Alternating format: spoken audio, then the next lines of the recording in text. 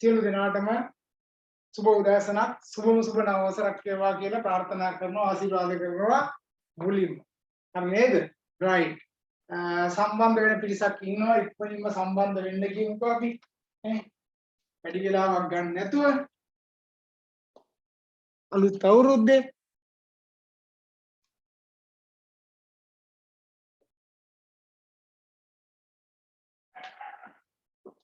කැවුම් කිරිපත් එහෙම කාලා නේද එන්න ඇත්තේ ඔක්කොමලා ඈ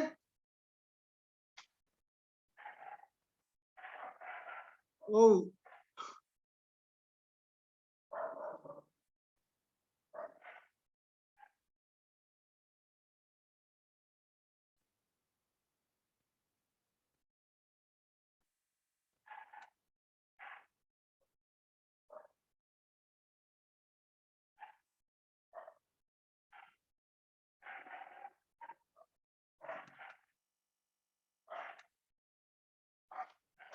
හරි එතකොට අලුත් අවුරුද්දේ අපි පටන් ගන්න අලුත්ම පාඩම නේද?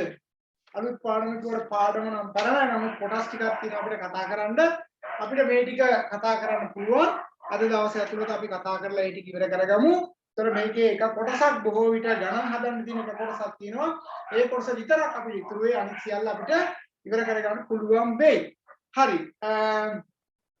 එතකොට අපි පාලනය ගැන තමයි කතා කරමින් හිටියේ. එතකොට සාර්ථක පාලන පද්ධතියක අඩංගු වී යුතු ලක්ෂණ ටිකත් අපි කතා කරලා ඉවර කරා.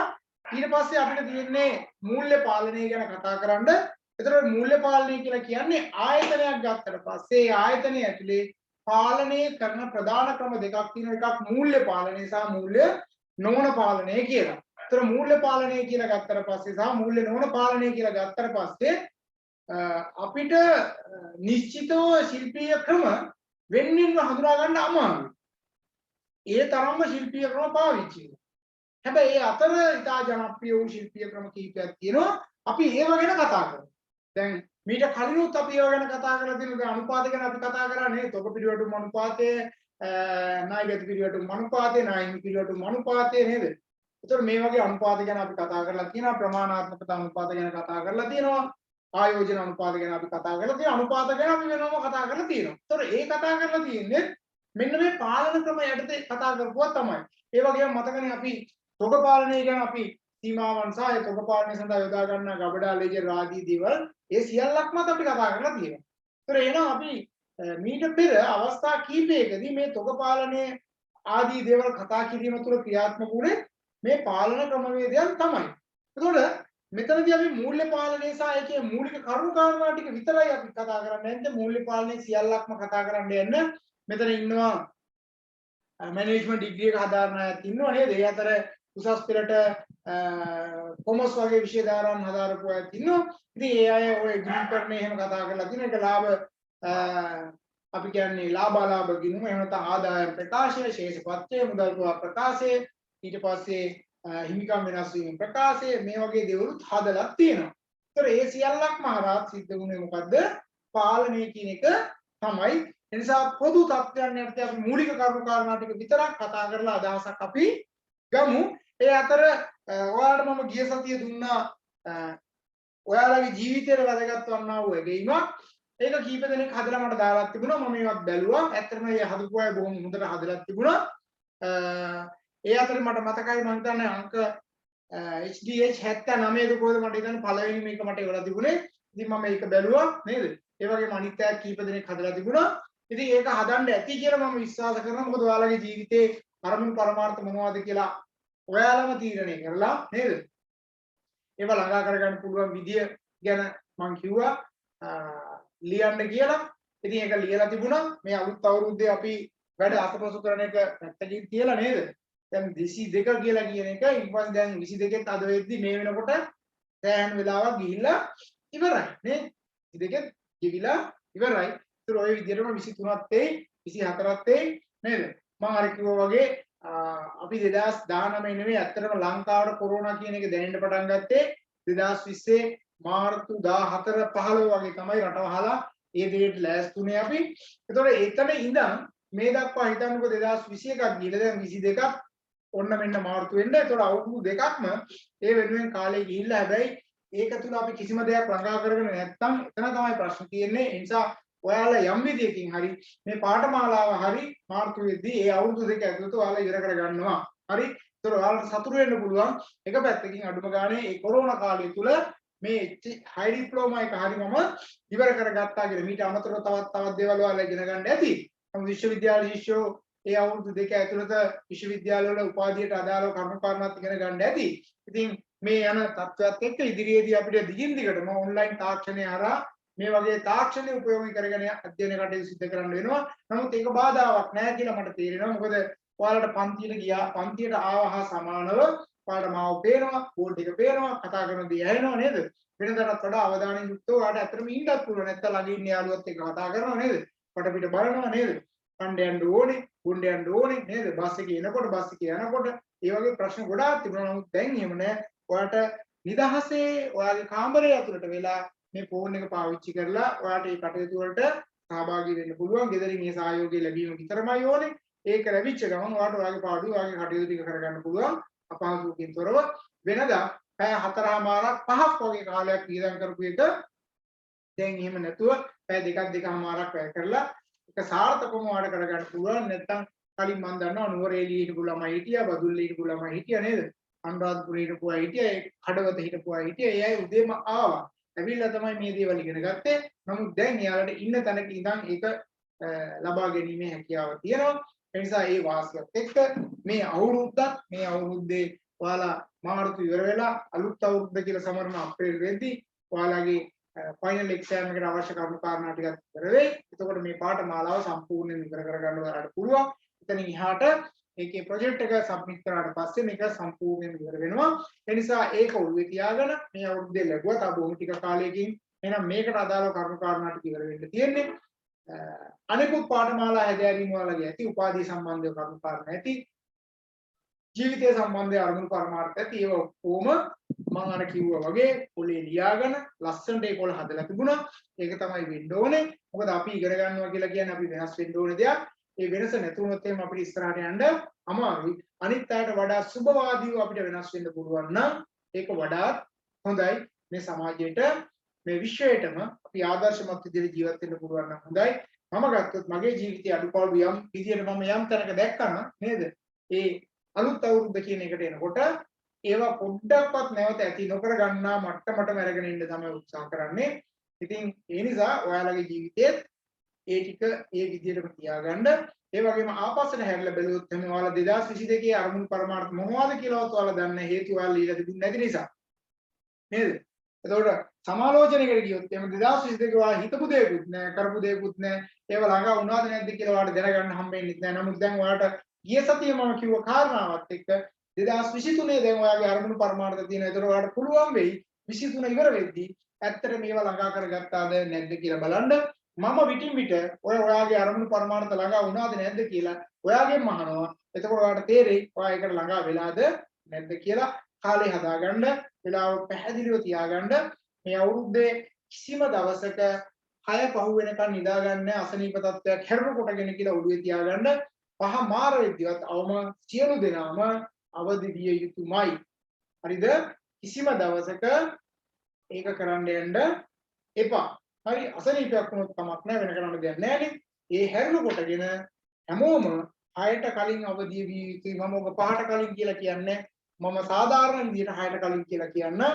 ඒත් ප්‍රමාණවත් ජීවිතේ ඉස්සරහට යන්න හැම දවසකම තමන් කරන්න ඕන කටයුතු මෙනෙහි කරලා බලන්න. අවස නින්දරය මෙනෙහි කරලා බලන්න. හැමෝටම එක්පතල ආශිර්වාද කරලා නිින්ද ගන්න අවදි වෙන්න. හරිද? ওই ටික ඔළුවේ තියාගන්න. කොහොම කරවුවොත් ඔයාලගේ ඔය බලාපොරොත්තු වෙච්ච අරමුණු පරමාර්ථ ඉටු කරගන්න පුළුවන්. ඒක තමයි සැබෑම தත්ත්වය. ඉතින් අද දවසින් පටන් ගත්ත මේ වර්ෂය 365 ඕක බලන් ඉඳි ගෙවිලා යනවා. ඒ නිසා ඒක දවස ගානේ සාර්ථක කරගන්න උත්සාහ කරන්න. හරි. දෙමව්පියන්ගේ ආශිර්වාදය අරගෙන වැඩිහිටියන්ගේ ආශිර්වාදය ගුරුවරුන්ගේ ආශිර්වාදය අරගෙන තමන් උපරිමයෙන්ම වැඩ කරන්න තමන් වැඩ කරනකොට ලෝකයා විසින් තමන්ට ලබා දී යුතු දේ සියල්ලක්ම වාට නොපිරිහෙලා ලබා දෙනවා. ඔයා යමක් නොකර හිටියොත් ලෝකයාගේ හරහා ඔයාට ලැබෙන්න තියෙන දේවල් ටික ඇත්තටම නොලැබී යනවා. ඉතින් මේ විශ්වය කියලා කියන්නේ අසීමාන්තිකයි නේද? විශ්වය ගැන හොයන්නත් එපා කියලා බුදුහාමුදුරුවෝ කිව්වේ ඒකයි. ඒක තරම් අමාරු කාර්යයක් විශ්වය ගැන හිතන එක කරන එක.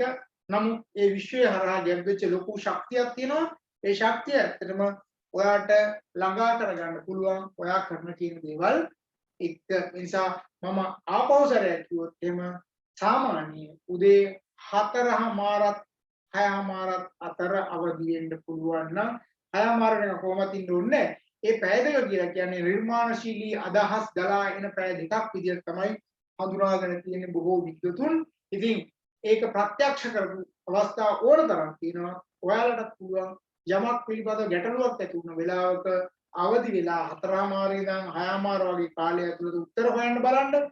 ඔයාලට උත්තර හම්බ වෙයි. එහෙම නැතුව රෑ නිින්දට ගිහිල්ලා කොට්ටේ බදාගෙන හරි උඩ බලාගෙන හරි විසඳුම් හොයනවට වඩා ඒ වෙලාවේ නිදාගෙන උදේ නැගිටලා බලන්න ඔයාලට විසඳුම් හම්බ වෙයි. මේ අහස දිහා බලන්න ඕන වෙලාවක් බලාගෙන ඉන්න පුළුවන්. මේ පැයක් හරි දෙකක් හරි ඒ බලාගෙන ඉන්නකොට ඒක හරහා විසඳුම් බලාගෙන එයි. මුහුද දිහා බලාගෙන ඉන්න, ගලන දියපාරවල් දිහා බලාගෙන ඉන්න, පරිසරය ගැන බලාගෙන ඉන්න, ජීවිතයේ මේ අවුරුද්ද පුරාවට පරිසරයේ විඳින්න හිතා ගන්න නේද? ඒ අතර යන්න පුළුවන් තැන් ලංකාවේ පාරිසරික වශයෙන් වැදගත් තැන් වලට යන්න හිතා ගන්න. මේ කොරෝනා ප්‍රශ්නෙත් එහෙම වෙනකොට ඒවත් එක්ක ඊට මෙහෙට වෙලා ආරක්ෂිතව ඒ තැන් වලට ගිහිල්ලා ඒවා විඳ ගන්න බලන්න. ඇස් දෙකෙන් බලන්න, ෆෝන් එකෙන් නෙවෙයි ඇස් දෙකෙන් බලන්න, කන් දෙකෙන් අහගන්න ඔයාලා උත්සාහ කරන්න. ඒකටත් අරමුණක් තියාගන්න, ඒකත් ක්‍රියාත්මක කරන්න. හරි. එහෙනම් ඔය කරුණු කාරණා මතක් කරමින් මම අද දවසේ මූල්‍ය පාලනය ගැන කතා කරන්න යන්නේ. මාතෘකාව ලියාගන්න. මූල්‍ය පාලනය.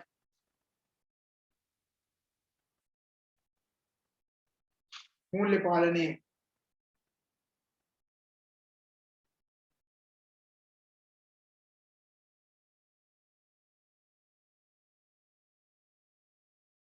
ව්‍යාපාර ආයතනයක් තුල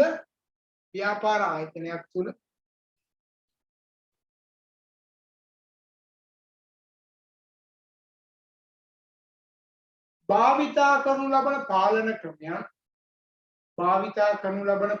ක්‍රමයන්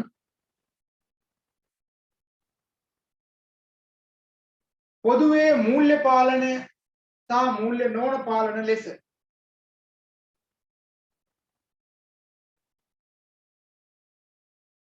මූල්‍ය නොවන පාලන ලෙස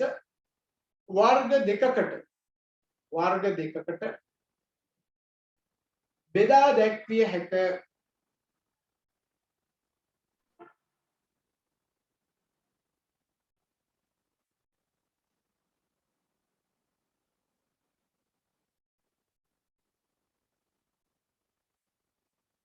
මැනීමට සහ සංසන්දනය කිරීමට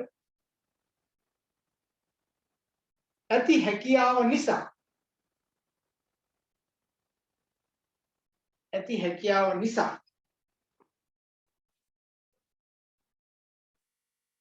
මූල්‍ය පාලන ක්‍රම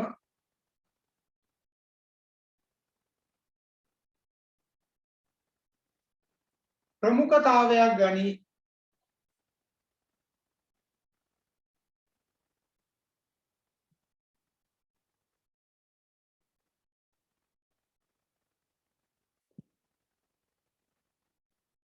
ඒ දෙකින් ලියා ගන්න මෙහෙම.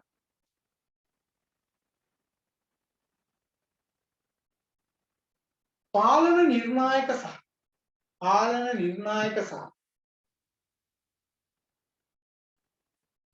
ප්‍රමිතීන්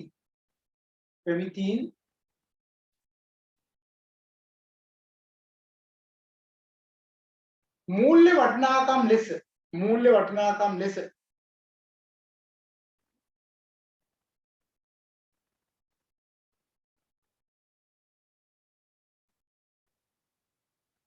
ප්‍රකාශ කර ඇති ඕනෑම පාලන ක්‍රමයක් ප්‍රකාශ කර ඇති ඕනෑම පාලන ක්‍රමයක්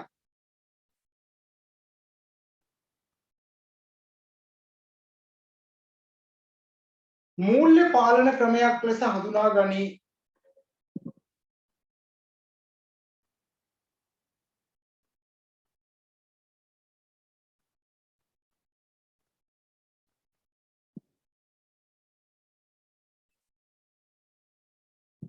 පාලන ප්‍රමිත සහ නිර්ණායක පාලන ප්‍රමිත සහ නිර්ණායක පාලන ප්‍රමිත සහ නිර්ණායක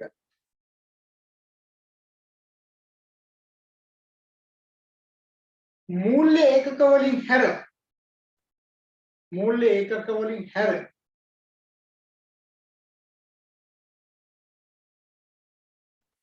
වෙනත් අයුරකින් ප්‍රකාශ කර ඇති පාලන ක්‍රමයන්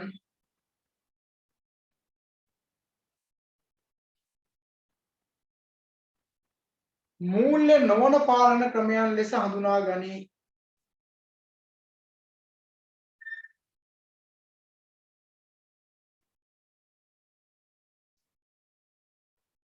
හරි. ලියා ගන්න තරුවක් දාලා මාතෘකාවක් මූල්‍ය ප්‍රකාශන financial statement මූල්‍ය ප්‍රකාශන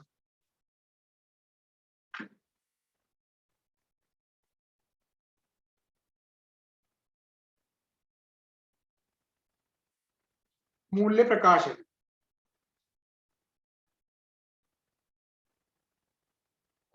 දැන් ඔය මූල්‍ය ප්‍රකාශන කියලා ගත්තට පස්සේ ශ්‍රී ලංකා ගිණුම් කරන ප්‍රමිත අංකයට මූල්‍ය ප්‍රකාශන සම්බන්ධව ලොකු විග්‍රහයක් තියෙනවා. දැන් ඔය බැංකින් වගේ සබ්ජෙක්ට් එකක් කරනවා නම් ඒකෙදිත් ඔය ගැන හොඳට ඉගෙන ගන්න පුළුවන්. accounts වලත් ඉගෙන ගත්තා. දැන් ව්‍යාපාරයේ ප්‍රධාන වශයෙන් මූල්‍ය ප්‍රකාශන කට්ටලයක් කියලා එකක් තියෙනවා. කට්ටලයක්. මේ කට්ටලයක් කියලා කියන්නේ එක ලාභ ගිණුම අපි ඕකටම කියන ආදායම් ප්‍රකාශය කියලා. ආදායම් ප්‍රකාශය. දෙක තමයි ශේෂ පත්‍රය. තුන හිමිකම් වෙනස් වීමේ ප්‍රකාශය. changing equity කියලා කියන්නේ. ඊට පස්සේ මුදල් ප්‍රවාහ ප්‍රකාශය. cash flow. ඊගාට ගිණුම් කර සටහන් කියලා ඔන්න ඔය විදිහට පහක් තියෙනවා. හරි. එතකොට මේක පොඩි ව්‍යාපාරවල ලොකු ව්‍යාපාරවල ගත්තොත් පොඩිම ව්‍යාපාරයක ආදායම් ප්‍රකාශය සහ ශේෂ පත්‍රය කියන එක අපි හඳුනා ගන්නවා. එතකොට ඕකෙන් බලන්නේ අත්‍තරම ද්‍රවශීලතාවයේ සාමාන්‍ය මූල්‍ය තත්ත්වය, ලාභදායීත්වය වගේ දේවල් මේකේ මේවා කරහා හඳුනා ගන්නවා. එතකොට මේ වගේ දැන් මුදල් ප්‍රවාහය කියලා කිව්වොත් එහෙම කෑෂ් ෆ්ලෝ කියලා කියන්නේ එයාට ව්‍යාපාරයේ ලාභය ගැන නෙවෙයි කතා කරන්නේ මුදල් වශයෙන් එයාට කොච්චරක් ආවද නැද්ද නේ. දැන් ඒව ගැන ඇත්තටම අපි දැනගෙන ඉන්න ඕනේ. දැන් HR කෙනෙක් ඒව දැනගන්න ඕනේ කියන්නේ ඇයි? දැන් මේ දවස්වල මට ඇහුණා මම පෙරේදා නිවුස් වලට කියලා ඇහුණා කලින් හිටපු ආණ්ඩුව ඩොලර් බිලියන මෙච්චර ගාණක් එහෙම නැත්නම් 3.1ක් විදේශ වත්කම් තියෙනවා කියලා කිව්වට ඒවත් තියෙන්නේ ඩොලර් වලින් එහෙම නැත්නම් විනිමය කියන්නේ විනිමය මුදල් වලින් නෙවෙයි කියලා. රත්තරන් සහ වෙනත් දේවල් වලින් පෙන්වන එකක් කියලා කියන්නේ. ඇත්තටම නෑ එහෙනම් පෙන්වන එකක් උන තියෙන්නේ. එහෙනම් ඒ කියන කතන්දර අපි දැනගන්න ඕනේ මොනවද ඒ කියන්නේ කියලා. දැන් මෙහෙම හිතන්නකෝ. ඔයා ගාව මේ වෙලාවේ වත්කම් කීයක් තියෙනවද කියලා ඇහුවොත් එහම ඔයා ළඟ දැන් හිතන්න මං ගාව වත්කම් කොච්චරක් තියෙනවද? දැන් බැලුවොත් එහම මේ ගල් අල්ලපු මුද්දක් තියෙනවා. හරිද? ඔරලෝසුකුත් තියෙනවා. මාලයක් නම් නෑ නේද? එතකොට සාක්කුවේ සමානලට සාක්කුවේ කීයක්වත් තියනවා කියලා හිතන්න රුපියල් 1000ක් හරිද? එතකොට මං ගාව තියෙන වත්කම් කියලා හිතවොත් මම මේ ටික ඔක්කොම එකතු කරලා කියන රුපියල් 15000ක් විතර කියනවා. සාක්කුවේ තියෙන හැබැයි කීයද? රුපියල් 3000 හරි 5000 හරි කියන්නේ 5000. නමුත් හදිස්සියෙ මට වැදගත් වෙන්නකොට පාවිච්චියට ගන්න පුළුවන් කීයද 5000 විතරයි නේ. මේ දේවල් එකපාරට සල්ලි කරන්න බෑ. ඒතර ඒ වගේ ව්‍යාපාරවල සමාජලාට ලාභය තියෙනවා. හැබැයි ව්‍යාපාරේ මුදල් නෑ. කෑෂ් නෑ. ඒක ණයට විකුණලා ඒවා ලැබෙන්න තියෙනවා අන්න ඒ වගේ දේවල්. එතකොට මට ගිය අවුරුද්දේ ලැබෙන්න තිබුණු දේවල් සහ ලාභය සැලකිලිට ගත්තට පස්සේ ලාභය සමානට මිලියන 5ක් විතර තියෙන්න පුළුවන්. හැබැයි තාම සල්ලි හම්බ වෙලා නෑ ඒක. ඒතකොට වැඩක් නෑ මේ සමහර තීරණවලදී. ඒතකොට ඒ නිසා ව්‍යාපාරයක ලාභය හොයනවා වගේම මුදල් කීයක් අතේ තියෙනවද කියලාත් බලන්න. දැන් සමහර ලංකාවේ ඉන්න බහුතරයක් රැකියා කරන අයගේ පඩිය සමහර ලාට රුපියල් 45000ක් කියලා හිතන්නකෝ. මේ 45000ක පඩිය උනාට එයාට අතට එන්නේ සමහරලාට 12700. ඇයි? ඉතුරු ඔක්කොම ණයට කැපිලා අරවට මට කැපිලා ගිහින්. එතකොට දැන් එයාගේ පඩි කීයද කියලා ඇහුවොත් කියනවා 45000. හැබැයි අතට එන්නේ කීයද? 12700. එයා තීන්දුව తీරන ගන්නකොට වටින්නේ එයාට ඇත්තට මේ 45ක් හම්බ වෙන එක නෙවෙයි 12700ක් හම්බ වෙන එක. ඉතින් ඔය සම්බන්ධයෙන් කතා කරද්දී කියන්න තියෙන දේ තමයි ව්‍යාපාරයක රැකියාවකට ගිය ගමන්ම ණය උගුලට පැටලෙන්න එපා කියන්නේ. මොකද ඒ වුණොත් මේ රැකියාව තෘප්තිමත් වැඩ කරගෙන යන්නට නේ. රැකියාව තෘප්තිය කියන එක නැති වෙලා යනවා. මොකද හේතුව ඔයා හිතන්නේ ඊගානේ 45000ක් හම්බෙන්නේ 12700 ගැන තමයි හිතලා ඔයා වැඩ කරන්නේ. ඒක ආයතනයේ වරදක් නෙවෙයි ඒක ඔයාගේ වරදක්. ඊගාව කාරණාව හැබැයි මම ඔයාලට කියනවා ණය ගන්න ඕනේ. මේ සමාජයේ දැන් දකින්න තියෙන දේවල් එක තමයි උද්දමනකාරී තත්ත්වයන් එක්ක ණය ගන්න ඕනේ. දැන් ගියක් හදන්න එකපාරටම බෑනේ. දැන් මට හිතන්නකෝ මං හදන ගේට මට යනවා රුපියල් කෝටි 3.5මාරක්. හැබැයි රුපියල් කෝටි 3.5මාරක් එකතු කරලා මට ගෙයා ගන්න බෑ කවදාවත්. ඒ නිසා මම බැංකුවත් එක්ක කතා කරලා බැංකුවේ රුපියල් කෝටි 2ක් විතර අරගෙන නේද? හදාගෙන නැතිම අදුනොත් තව කීයක් හරි ගන්නවා. ඒතර බැංකුවේ එකවරකට කෝටි 2ක් දෙනවා. මට හම්බෙන මුදල් වලින් ටික මම බැංකුවට ගෙවනවා. දැන් මම වාහනයක් ගන්න උනාට පස්සේ මම සම්පූර්ණ මුදල් එකතු කරලා වාහනේ ගන්නෑ. පොඩි ගාණක් දින වාහනේ අරගෙන ඊට පස්සේ මට හම්බෙන මුදලින් මම වාහනට ගෙවාගෙන යනවා. ඒවත් ණය. හැබැයි මේ ණය පරිභෝජනය කරනකොට බොහොම බුද්ධිමත්ව පරිභෝජනය කරන්න ඕනේ. ආයතනවල එහෙමයි. ඔයාලට ඒක එහෙමමයි. රයිට්? එහෙනම් ලියා ගන්න මෙහෙම ව්‍යාපාර ආයතනයක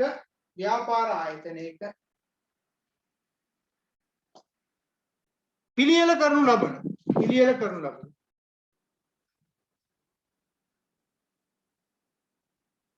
මූල්‍ය ප්‍රකාශන කට්ටලයක් වේ. ඒ අනුව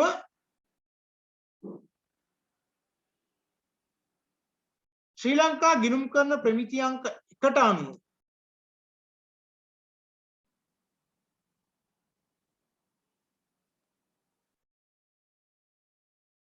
ව්‍යාපාර ආයතනයක් විසින් පිළියෙල කළ යුතු මූල්‍ය ප්‍රකාශන කට්ටලය වන්නේ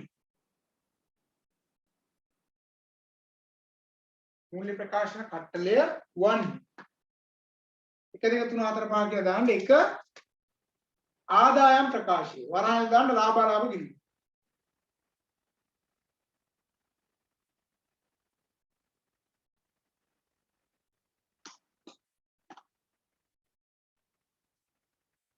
2 ශේෂපත්‍රය ශේෂපත්‍රයෙන් අපි බලන්නේ වත්කම් සහ වගකීම් කොච්චරක් තියෙනවද කියලා. ශේෂපත්‍රය ගැන අපි කතා කරලා තියෙනවනේ, ගණන් හදලා තියෙනවා. හරි. ඊගාවට හිමිකම් වෙනස් වීමේ ප්‍රකාශය, changing equity එක. හිමිකම් වෙනස් වීමේ ප්‍රකාශය.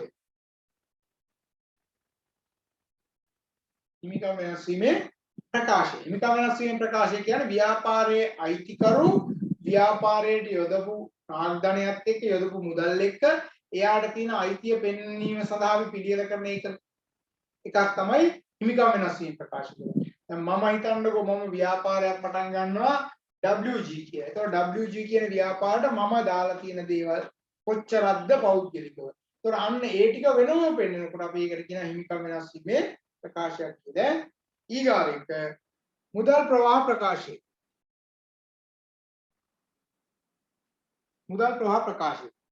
ඕක ඉස්සෙල්ලාම ශ්‍රී ලංකා ගිණුම් කරන ප්‍රමිතාංක 9 කියලා පස්සේ වෙනස් වුණා 7 වුණා. ඒ විදිහට වෙනස් වෙනවා ප්‍රමිතියක්. ඒතර මේකෙන් කරන්නේ අවුරුද්දක් තුල මුදල් කොච්චරක් හම්බුණාද, මුදල් කොච්චරක් ගෙව්වද, දැනට මුදල් කීයක් තියනවද කියලා හඳුනා ගන්න එක තමයි කරන්නේ මුදල් ප්‍රවාහ ප්‍රකාශයකින්. ඉතින් මෙහෙම කිව්වොත් එහෙම මේක පිළියෙල කරන විදියකුත් තියෙනවා. අවුරුද්දේ මුල කීයක් මුදල් තිබ්බද? අවුරුද්දේ කීයක් ලැබුණාද? ලැබිච්ච ටික එකතු කරලා උදාහරණයක් විදිහට මෙතන 10ක් තිබ්බා. අවුරුද්ද පුරාවට අපිට හම්බ වුණා 125ක්. ඒතර අවුරුද්ද පුරාවට ගෙවලා තියෙනවා 90ක්. එහෙනම් දැන් මං ගාව ඉතුරු වෙලා තියෙනවා කීයක්ද? 35ක්. මේක තමයි ඉදිරියට අරගෙන යන මුදල් ප්‍රමාණය. මේක මොකද වෙන්නේ? ඊගාව අවුරුද්දේ ආරම්භක මුදල් ප්‍රමාණය වෙනවා. ඊගාව අවුරුද්දේ ලැබෙන ප්‍රමාණය අපි හිතමු 200ක් කියලා. වියදම 150යි නම් අපිට ආපහු මෙතන ඉතුරු වෙනවා කීයක්ද? 35යි 85. මේ 85 ඊගාව අවුරුද්දේ ආරම්භ වෙන්න පුළුවන්. ඊට පස්සේ ඊගාව අවුරුද්දේ සමානලාට හම්බෙලා තියෙනවා 250. හැබැයි වියදම් කියලා තියෙනවා 400ක්. මේ වෙන්න පුළුවන් නේ. එතකොට ගත්තොත් එහෙම මෙතන 85යි කියන්නේ 150යි කියන්නේ 15යි 65ක් රින. 65ක් රින. එහෙනම් මේ 65 කියන්නේ ඊගාව අවුරුද්දට රින එකක්.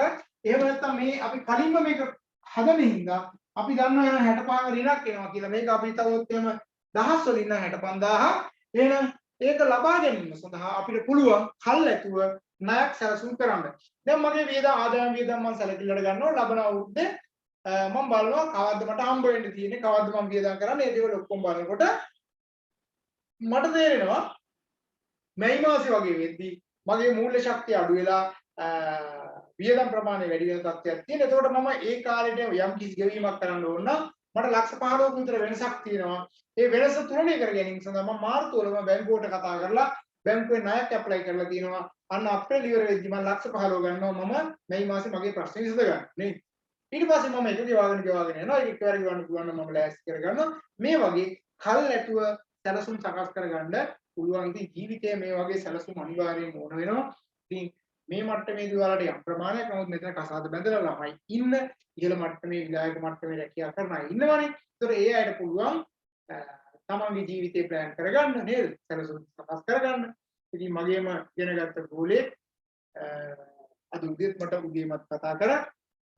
ඉතින් මම ඇහුවා පහුගිය කාලේ දැන් සතියක්වත් නැහැ. මේ කීපයකට උදේදී කතා කරපුලේ මොනවද දැන් සැලසුම් කරගෙන ඉන්නේ කියලා. ඉතින් ඔහු ගත්ත ජයවර්ධනපුර විශ්වවිද්‍යාලයේ කළමනාකරණ උපාධිය හදාරවුවේ ඉංග්‍රීසි මාධ්‍යය. ඒතකොට ඒක හදාරලා ඉවරලා දැන් අර රජයේ රුපියල් 20000 රැකියාවට ගියා. දැන් ඒක ඉදිරියේදී රුපියල් 45000ක් වගේ වෙයි. අතිරේකව මගේ සම්මාන පවරන සමහර කාර්යයන් ඇත්තටම ගිහිල්ලා කොහෙලා බලලා කරනවා. ඒවත් කරන ගමන් ඉතින් රුපියල් 34000ක් එකමුත් හොයාගන්න. ඉතින් මම ඒව විදේශගත වීමට අදහසක් තියනවාද? එහෙම වුණොත් මම ඒකට උදව්වක් කරන්නම්. ඒතකොට කිව්වා නෑ සර් ඉතින් තාම මම කසාද බැඳලත් නෑනේ. ගවර්න්මන්ට් ජොබ් එකක් කරන කෙනෙක්ම හොයාගත්තා නම් මට එච්චරම ලොකු ප්‍රශ්නකුත් නෑ කියලා කිව්වා. දැන් හිතන්න ඔයාගේ සැලසුම මොකක්ද එහෙනම්? දැන් කසාද බැඳලා නෑ. අලුත්පත් වීම අරන් ගියා. දැන් ප්‍රේමවන්තෙක් නෑ, ප්‍රේමවන්තියක් නෑ. දැන් එයා උත්සාහ කරන්න මොකක්ද? එයාගේ මේ අවුරුද්දේ අරමුණ පරමාර්ථයේ ඔය එකක් වෙන්නේ මොකද්ද? රජයේ රැකියාවේ නියමිත සිටින කාන්තාවක් යාළු කර ගැනීම සහ අනාගතයේදී කසාද බැඳීම නේද? එතකොට යාගේ සැලසුම් පද්ධතිය ඇතුලේ තියෙන එකක් ඒක නේ. මම කිය සමහර අය කියනවා සමහර අය කියන්නේ කියලා. ඉතින් යා බැලුවා දැන් ඇත්තටම ලස්සන හොඳ මම අර කියන්නේ ලස්සනයි කියලා හිතාගෙන කසාදයක් කරගත්තොත් එහෙම රැකියාවක් නැති කෙනෙක් කවදාවත් නෑ බඳින්න බලාපොරොත්තු වෙන්නේ. ඇයි? එයා දන්නවා එහෙම කෙනෙක් බැඳුත් එහෙම නඩත්තු කරගෙන යන්න අමාරුයි. මොකද එයා වෙන ප්‍රමාණය වගේම තවත් එහා සමාන අඩුම රුපියල් 34000 හරි උපාධියක් එක කවුරු හරි කසාදයක් කරගත්තා නම් එයාට තේරෙනවා අවුරුද්දට දෙන්න. ඒ කියන්නේ මාසෙට දෙන්නට රුපියල් ලක්ෂයකට එහා ආදායමක් හොයාගන්න පුළුවන් නේ. එහෙම වුණොත් යම් සැලකිලිමත් ජීවිතයක් ගත කරන්න පුළුවන් කියන එක එයා දන්නවා. ඒතර බලන්නකො එයා හැංගීම් එක්ක කටයුතු කරද්දී අර ඉස්සර කැම්පස් යන කාලේ හිතපු දේවල් දැන් හිතන්නේ කියලා. දැන් කැම්පස් යන කාලේ හිතයිද නෑ මම ආණ්ඩුවේ රස්සාවක් කරන ගෑනු ළමෙක්ම තමයි කවදා හරි කසාද බඳින්නේ කියලා එයා හිතන්නේ නෑනේ. කැම්පස් යන කාලේ සමහරවිට ඉඳත් ඇති. ඇතුළේ ඉඳත් ඇති හැමෝටම නෑනේ. එතකොට හැබැයි මම කියන්නේ එයා කාලයත් එක්ක මැචුර් වෙනකොට එයා පරිණතියටපත් වෙනකොට එයා ඒක වෙනස් කරගෙන නේ. අද වෙද්දී එයා බලාපොරොත්තු වෙන්නේ එහෙනම් ඒ වගේ දෙයක්. ඒ නිසා මිනිස්සු ඒ තම තමන්ගේ සැලසුම් සකස් කරගන්න එක වෙනස් කරලා මම ඔයාලට අර කිව්වේ කසාද බඳින්න විශේෂම ගෑනු ළමයෙක් තීන්දුව తీරන ගන්නවා නම් අවුරුදු කීය වෙනකන් ඉන්න ඕනේ කිව්වද? 25 කියලා කිව්වා. නමුත් මේක අද කල් වැඩි කියන එක මම පිළිගන්නවා. ඒ හින්දා අවම 23ක්වත් කියන තැන ඉන්නවා. හරි? ඒතකොට අවුරුදු 23 21 22 කියන ඒවාත් යම් මට්ටමකට මැච් වීමක් තියෙනවා. නමුත් 23 ේදී කාට හරි තීරණය ගන්න පුළුවන් නම් එයා ඇත්තටම ගන්න තීරණය බොහොම හොඳට හිතලා බලලා බොහොම සතුටෙන් තමයි ඒක ගන්න. එහෙම ගත්තොත් අර ජීවිත කාලෙම මෙහෙම hina වෙලා ඉන්න පුළුවන්. එහෙම නැතුනොත් අර වෙන්නේ ජීවිත කාලෙම අඬ අඬ ඉන්න තීරණ ගන්න වෙන්නේ. ඒතර කාලයත් එක්ක අපි උත්සාහ කරන දේවල්, හිතන පතන දේවල් වෙනස් වෙනවා. ව්‍යාපාර ලෝකේ එන මොනතරම් වෙනස් වීම සිද්ධ වෙනවා ඇතිද? ඒතර මම අහුවා යාගෙන් ඒ සඳහා සැලසුමක් තියෙනවා කියලා. ඊට පස්සේ කිව්වා සර් අපිත් එක්ක ආපු බැච් එකේ හිටියා 25. එතකොට ඒකෙන් කොල්ලෝ 5 දෙනයි, කෑල් ළමයි 20ක් හිටියා කියලා. කිව්වා කොහෙලා බලනකොට ඒ 20 දෙනාම රැන්ඩමක් අහලා දැනලා. එතකොට ඒ අරමුණ එතනම ඉවරයි කිව්වා. හැබැයි කලින් බැච් එකේ 270 ගණනක් ඉන්නවා කිව්වා. ඒකේ පර්සනල් ෆයිල් ටික මෙයාට බලන්න හම්බුනා කිව්වා. ඒක ඒ ළමයි හම්බෙලා නේ මෙයාට. හැබැයි පර්සනල් ෆයිල් ටික හම්බෙලා දිනවා. ඒකේ බලාගෙන යද්දි මෙයා කියන මට්ටමේ වයස් ප්‍රමාණය ඉන්න ගැහණු ළමයි ඉන්නවා කියලා මට කිව්වා. ඉතින් බොහොම hina වෙලා ඉතින් මගේ ගෝලයා නමුත් අවංකව අදහස් ප්‍රකාශ කරා නේද? ඉතින් දැන් මාත් බලනවා කවුරු හරි එහෙම කෙනෙක් හිටියොත් අනේ සම්බන්ධ කරලා දුන්නාට පාඩුවක් වෙන්නේ නැහැ. ඒ පාර්ශවයෙන්ම යහපතක් සිද්ධ වෙනවා නේද? ඒතර ඒ නිසා ව්‍යාපාර ලෝකයේදී සමහර සිදුවීම් අපි දකිනකොට එකපාරට දකින්නට වඩා කාලයත් එක්ක ඇත්තටම යන්න මේවා වෙනස් වෙනවා. එතකොට මේ වෙනස් වීමත් එක්ක අපිත් ඒවට ගැළපෙන විදිහට හැඩගැහෙන්න ඕනේ. එතකොට මම මේ කියන්නේ නම් ව්‍යාපාර ලෝකයේ මුදල් පිළිබඳවත් හොයලා බලනවා. ඊට අමතරව මෙන්න මේ කියන සටහන් කියන ඒවා ඊගොඩ වැදගත් වෙනවා ලියා ගන්න. 5 ගිනුම් කරන සටහන්.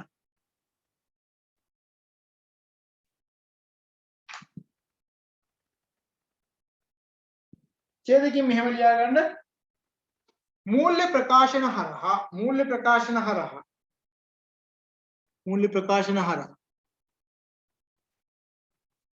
ලාභදායීත්වය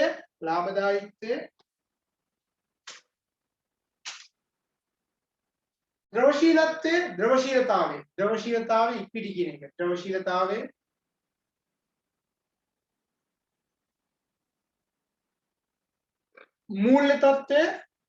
මූල්‍ය තත්ත්වය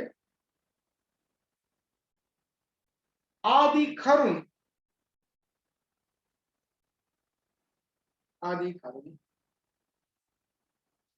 සැලකිල්ලට ගනී.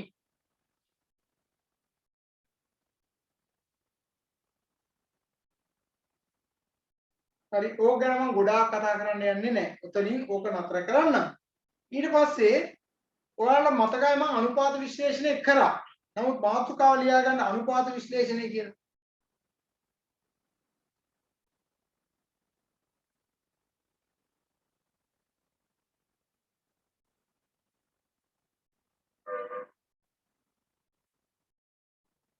හරි. ලියන අනුපාත විශ්ලේෂණය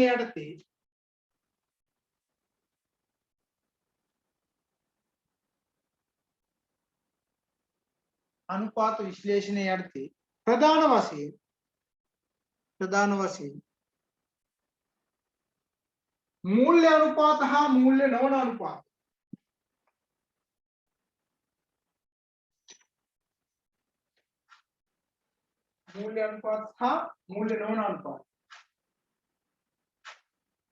කෙරෙහි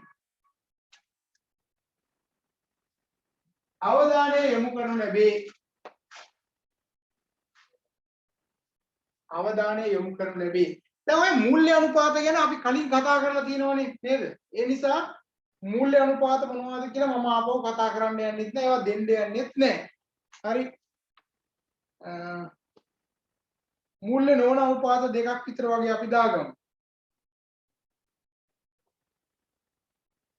ඕනනම් උතන වරහණක් ඇතුළේ දාගන්න මූල්‍ය අනුපාත මීට පෙර සාකච්ඡා කර ඇත කියලා. ඒක තේරෙනවද? මූල්‍ය අනුපාත මීට පෙර සාකච්ඡා කර ඇත.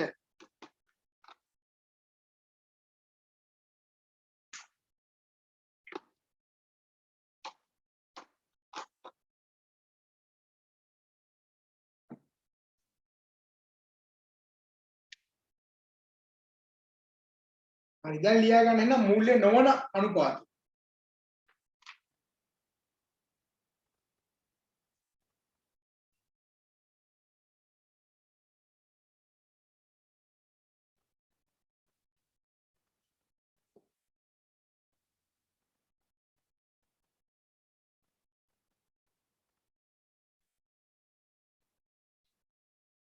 මූල්‍ය නොවන අනුපාත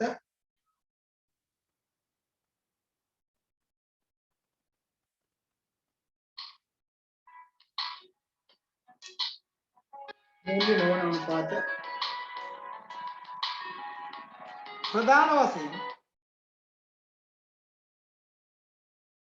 ප්‍රධාන වශයෙන් දෙකක් හඳුනාගත හැක.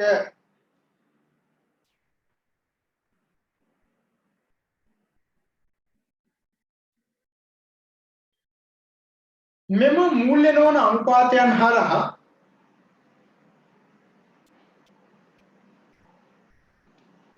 ලබා ගන්නා තොරතුරුද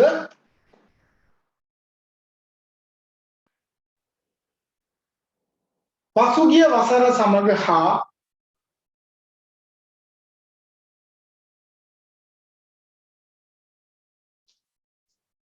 එම වසරේම විවිධ කාලයන් සඳහා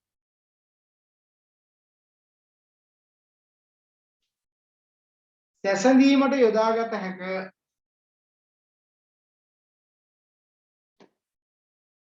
ඕකේ ගොඩාක් දෙන්න නෑ, දෙකයි තියෙන ලියා ගන්න. එක සේවක පිරිවැටුම් අනුපාතය.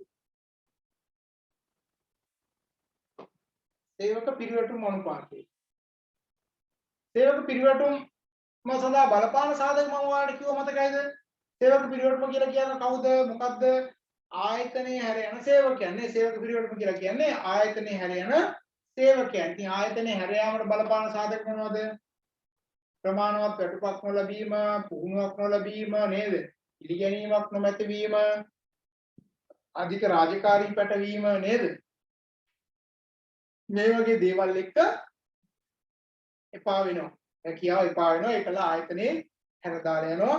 දැන් සේවක පිරිවැටුම කෙසේ වෙතත් ලංකාවේ වැඩි වෙලා තියෙනවා කසාද පිරිවැටුම. මොකද කසාද පිරිවැටුම කියලා කියන්නේ? කසාද බැඳුණු නොනලා මහත්තුරු දාලා යන එක ලංකාවේ වැඩි වෙලා තියෙනවා. මම අර කිව්වා තීන්දුව ගැනීමේ විකල්ප ක්‍රමවේදය කියලා. තීන්දුව ගැනීමේදී මනාව ඒ සම්බන්ධව අවධානය යොමු කරනවා. කොට ඩිම්පල්ලෙන් කතා බහ කරලා ක්‍රියාත්මක වීම තුළ සිදුවන සිදුවීම් එක දවසට ওই ජංගම දුරකථන හින්දාම විවාදික කසාද ඉල්ලගෙන ඉන්න ප්‍රමාණය දැන් මේ වෙනකොට හොයාගෙන තියෙනවා 600ක් විතර කසාද එපා කියලා කියන මට්ටමටපත් වෙලා තියෙනවා දවසට.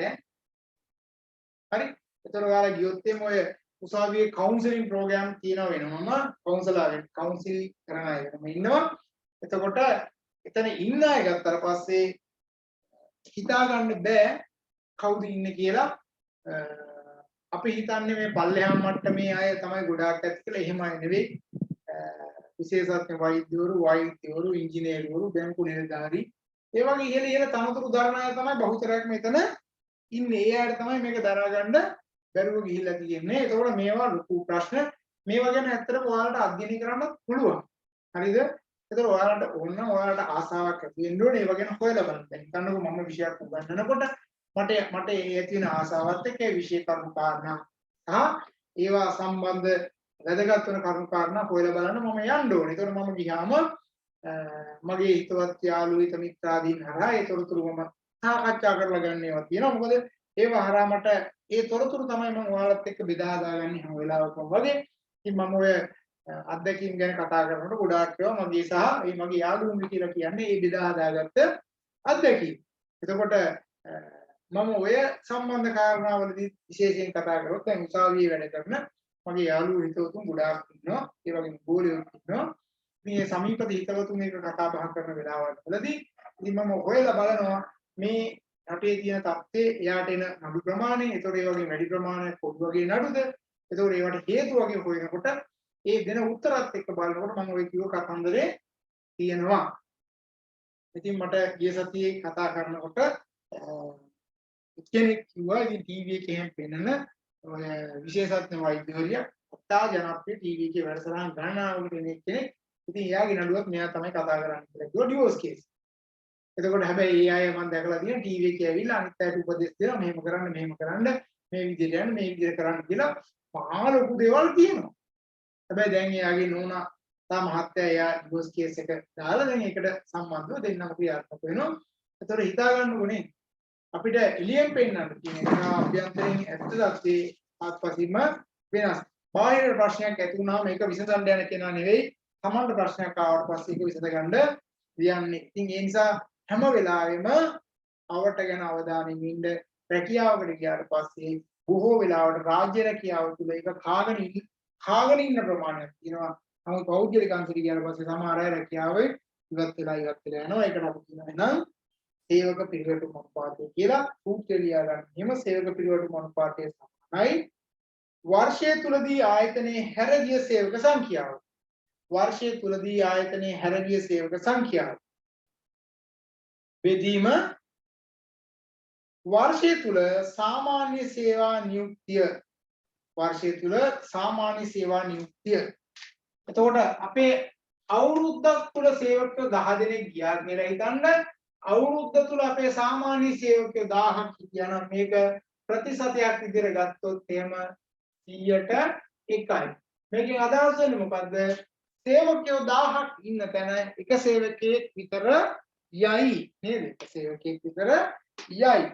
එතකොට එහෙම වෙන්න පුළුවන්. දැන් අපි කියන්නේ මේ පාඨමාලාවට සම්බන්ධ වෙච්ච ඔක්කොම පාඨමාලාව හදාරන්නේ නේද? ඒතර මේ පාඨමාලාවෙන් යම් ප්‍රමාණයක් හැලෙනවා. දැන් විශ්වවිද්‍යාලයට සමත් වෙච්ච සියලුම දෙනා විශ්වවිද්‍යාලයට ආවට උපාධිය අවසන් කරනකන් ඒ අය ඉන්නේ නේ. විවිධ හේතුන් මත ඒ අය උපාධිය අතහැරලා දානවා. දැන් මට එහෙම හම්බෙච්ච අය ගොඩාක් ඉන්නවා. මේ සමහරවිට මහා ලොකු හේතුනේ ගෙදර ආර්ථික ප්‍රශ්න එන්නේ මට කරන්න බෑ. මං සෙකන්ඩ් ඉයර් යනකම් විතරයි ගියේ. ඊට පස්සේ අතහැරිය සර් කියලා එහෙම කියන. දැන් මොනවද කියලා ටීවී රස්සාවක් කරනවා. එක්ක කොහරි කම්පැනි එකේ සේල්ස්මන් කෙනෙක් විදිහට කරනවා. ඒ වගේ ගිය අය ඕන තරම් ඉන්නවා. හැබැයි එයාට තේරෙන්නේ අඩුම ගානේ මේ අවුරුද්ද දෙක හටකාර යන්න ඕනේ කියන්නේ. මිනිසුන්ට බාධක එනකොට හැම වෙලාවෙම සමහර ඒවා මතක තියාගන්න කියන්නේ දුව Taman දරාගෙන එහෙම යන පිරිසකුත් ඉන්නවා. එහෙම යන පිරිසක් ඉන්නවා. මට මතකයි අපේ හිටිය දලා කියලා අපේ එක්ක එකක් පන්ති හිටපු එක. එතකොට මූ ওই විශ්වවිද්‍යාලයේ ලෙක්චර්ස් වලට යනකොට හැමදාම මූ පැය භාගයක් පරක් වෙලාම තමයි ගිහිල්ලා තියෙන්නේ. ඒකට මිනිහා මගේ විශ්වවිද්‍යාලෙම නෙවෙයි. නමුත් අපි ඔක්කොම එකට හිටියේ. ඉතින් මේ මගෙත් එකට හිටපු එක. ඉතින් මූ හැමදාම ලෙක්චර්ස් වලට වෙලා ගිහිල්ලා යන්නේ කිසිම කෙනෙක් ඇහුව නෑ මචං පොඩ්ඩක් වෙලා ගියා. ඕක තමයි කියන්නේ. ඉතින් අවුරුදු ගානක් තිස්සේ මූ කට්ට කාලා හැමදාම වෙලා යනවා වැඩ ටික ඔක්කොම කරලා හැබැයි මූ ඔක්කොම වැඩ ටික කරගත්තා. අන්තිමේදී කොල්ල ඔක්කොම ඉන්න තැන කතා කරලා බය දැනගන්න ඕනද මම වෙලා ගිහිල්ලා ආපු හේතුව කියලා බලලා මේ ෂර්ට් එක ගලලා පිට පෙන්නනකොට මිනිහා සුදුයි. පිටේ හැමතැනම කළු නිකන් අර ගෙඩි මේවල පිට පුරාව. බලනකොට මූ හැමදාම උදේ 4:00 ඇවිල්ලා කොළඹ තේකොළ මඩු එක තේකොළ ගෝණි කරගහලා උඩ තට්ටු කීපයක් තියෙන ඒකට ඇරයි යන්න ඕනේ. ඒ වැඩේ කරලා තමයි අර තරප්ප පෙළ නැගලා තේකොළ ඇදලා තියෙන උදේ හැමදාම. අම්මට අසනීපයි තාත්තට අසනීපයි ඉතින් සලකන්න කවුරුත් නැහැ. තඹුල්ල පැත්තේ ඈත ගමක. එතකොට ඒ නිසා ඒ දින්නට කීය කිය හරි යවන්න ඕනේ. ඉතින් මූත් ඉගෙන ගන්න වියදමක් ඕනේ. දැන් හැමදාම අර තරප්පු පෙළ නැගලා තියෙනවා. හරි. එතකොට ඒ කාලේ මට මතකයි ඔය තඹුල්ල ග්‍රවුන්ඩ් එක හදන කාලේ සමහර දවස්වල ගියා ග්‍රවුන්ඩ් එකේ වල් හිටියෝ. ඒතකොට හිතන්නකෝ හැබැයි මේ කට්ට කාලා අද මේ උපාධි ඉවර කරලා අද ලස්සනට ජීවත් වෙනවා. ඉතින් එතෙන්ට එනකොට ඕනේ නම් ඒව අතහැරලා දාන්න පුළුවන් මිනිස්සු. අතහැරලා දාලා ගිහලා తాවකාලිකව රස්සාවක් කරන්න එදා ඒ කීයක් හරි හම්බුණා එච්චරයි. හැබැයි අදත් ඒ తాවකාලික රස්සාව තමයි කරන්න වෙන්නේ නේ. නමුත් අද එහෙම නෑනේ. ඒකත් එක්ක මේක කරගත්තා නම් මේ ඒ නිසා අපි කියන්නේ නිදහසට කරුණු කියන්නේ නැත්නම් එපා කිසිම වෙලාවක කාටවත් එහෙම නිදහස කාරණා කියලා කාගෙන්වත් අනුකම්පාව ගන්න යන්නත් එපා. තමන්ට තනියම නැගී සිටීමේ හැකියාව තිබිය යුතුයි. ඒව තැනකදී යම් කිසි කෙනෙක්ගෙන් උදව්වක් ගන්නට බලක් නැහැ. නමුත් එහෙම ඉල්ලන්න යන්නේ නැති තැනකට අපිපත් වෙන්න ඕනේ කියන එක අපේ හිතාසේ තියෙන්න ඕනේ දැඩි අදිෂ්ඨාන. හරිද? ඒතර එහෙනම් ඒවත් එක තමයි අපි මේ කතා කරන්නේ. රැකියාවකට ගිහින් සමහර වෙලාවට ඒ රැකියාව දරා ගන්නව අමාරුයි. නමුත් අමාරුයි හරි කාගෙන ඉන්න නේ. ඒතර තමයි හිතව නැති ප්‍රතිලාභ ඒක හරහා තමන්ට ලැබෙයි. right. දෙවෙනි එක ලියා ගන්න සේවක ප්‍රවාසිතා අනුපාතය. සේවක ප්‍රවාසිතා අනුපාතය. ඔයාලා දන්නවා සේවක ප්‍රවාසිතාවය කියන්නේ මොකද්ද? වෙලා ගිහිල්ලා ආයතනයේට වැඩට එන එක, කලින් ආයතනයේ යන එක, වැඩිපුර නිමාඩු ලබා ගන්න එක මේක ප්‍රවාසිතාවය. ඇබ්සෙන්ටිව් කියලා අපි කියන්නේ නේද? එතකොට මෙහෙම කරපුවාම මොකද වෙන්නේ? මෙහෙම කරපුවාම ආයතනයේ වැඩ කරන්න තියෙන පැය ගාණින් විශාල ප්‍රමාණයක් අපත යනවා නේ. විශාල ප්‍රමාණයක් අපත යනවා. එතකොට ඒකත් ආයතනයේට අලාභදායී තත්ත්වයක්. ඒක හඳුනා ගැනීම සඳහා තමයි සේවක ප්‍රවාසිතා අනුපාතය ගණනය කරන්නේ. ඊළඟ සූත්‍රය සේවක ප්‍රවාසිතා අනුපාතයේ සමානයි සේවක ප්‍රවාසිතාවේ නිසා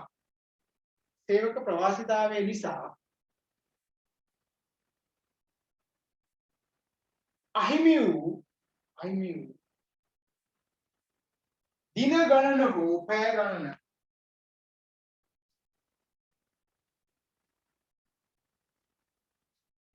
අහිමි වූ දින ගණන හෝ පැය ගණන බෙදීම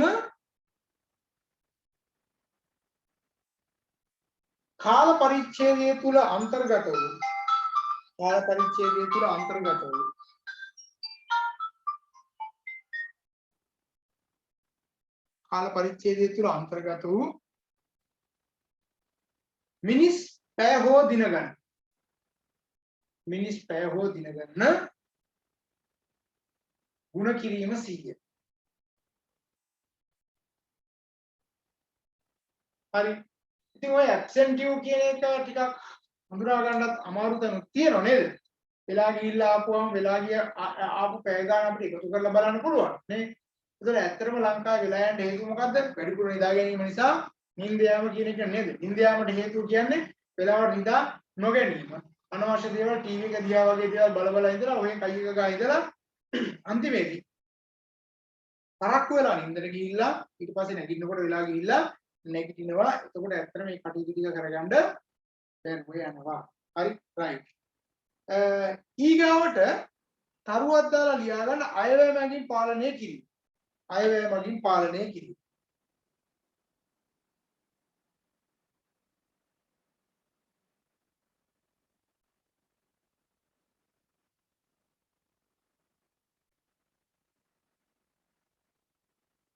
හරි දැන් අයවැය කියන එක අපි හදලා තියෙනවා. හරිද? අයවැය කියලා කියන්නේ සංඛ්‍යාත්මක ප්‍රකාශ කරන ලැබූ සැලැස්මක් නේද? රජයේ අයවැය තියෙනවා, මුදල් අයවැය ලේඛන තියෙනවා, ප්‍රාග්ධන අයවැය ලේඛන තියෙනවා, ද්‍රව්‍ය අයවැය ලේඛන තියෙනවා. මං කියවර කලමනාකරන ගිණුම් කරන්නේ දිව ගොඩාක් කතා කරනවා. ඉතින් අපි එහෙනම් මේකේ ලොකුවට කතා කරන්න යන්නේ පොඩි අදහසක් අරගෙන අයවැය වර්ග කීපයක් විතරක් නිකන් දල වශයෙන් මතක් කරගමු. ලියා ගන්න මෙහෙම සංඛ්‍යාත්මකව ප්‍රකාශ කරනු ලැබූ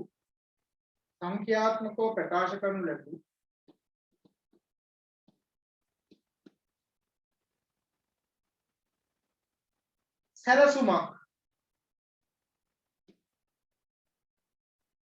අයවැයක් ලෙස සැලකේ.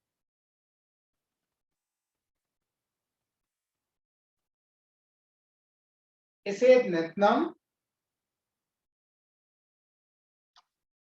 කෙටිකාලීන අරමුණු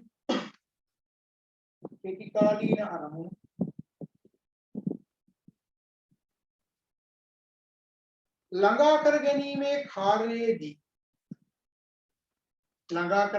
කාර්යයේදී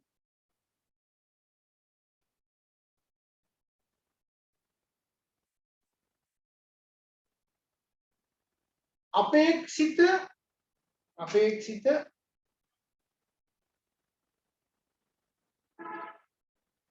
නිශ්චිත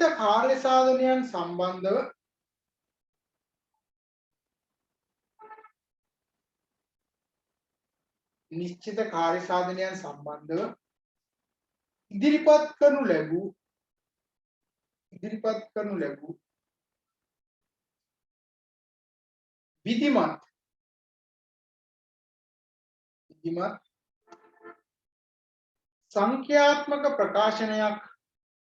සංඛ්‍යාත්මක ප්‍රකාශනයක්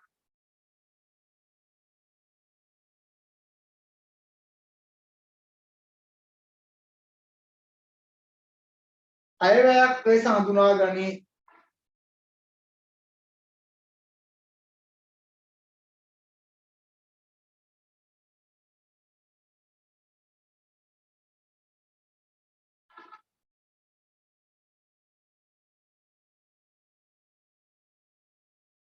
අයවැයක්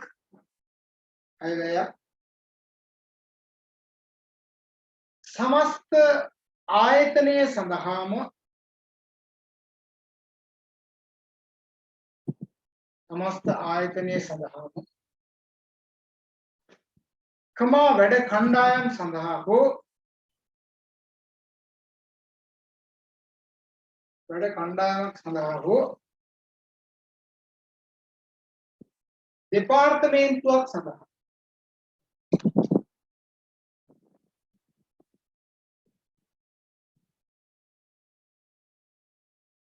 පිළියෙල කළ හැක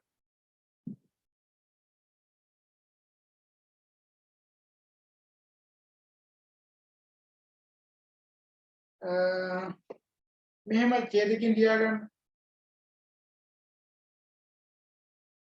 අයවැය ප්‍රකාශයක් මගින්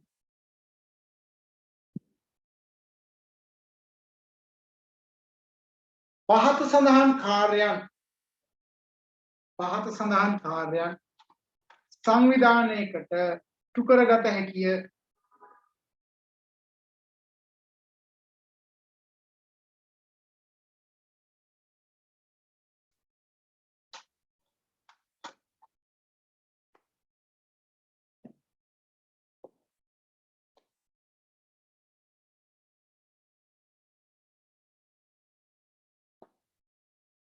තරුදාල පල්ලෙහාට යන්නේ කෙටිකාලීන ව්‍යාපාරික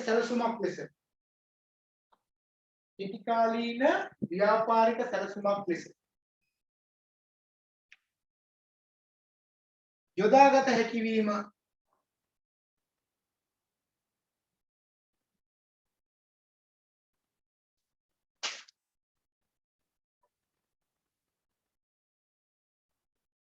ඊගාක සම්පත් සහ ව්‍යාපෘති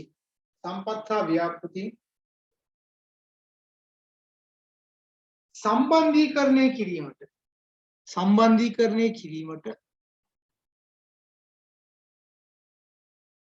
කළමනාකරුවන්ට උපකාරී වීම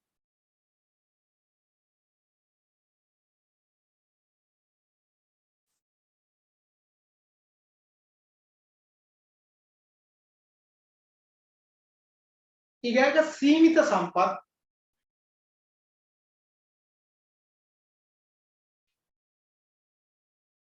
කාර්යක්ෂමව උපයෝජනය කර ගැනීම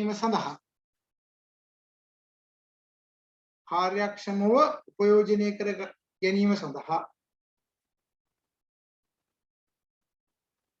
මඟ සැලසීම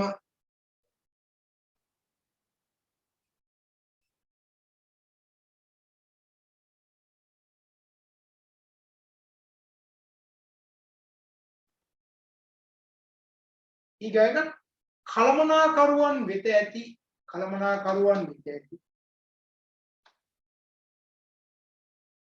කළමනාකරුවන් වෙත ඇති කරනු ලබන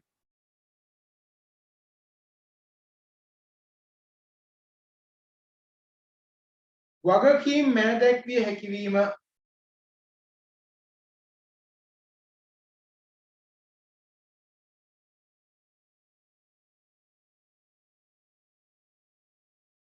ඊගාක පාලනය සඳහා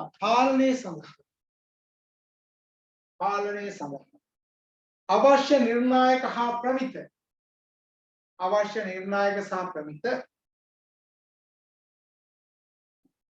ස්ථාපිත කර ගැනීමට උපකාරී වීම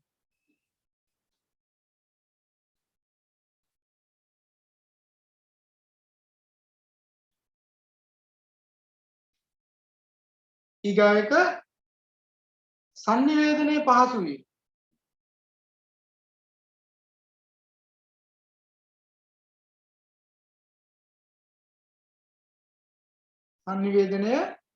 වීම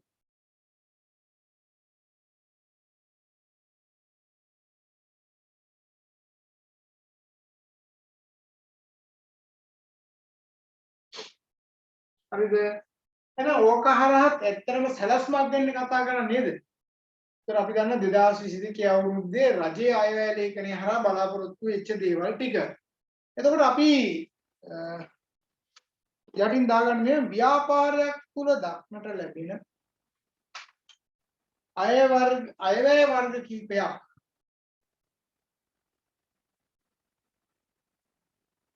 පහත පරිදි හඳුනාගත හැක.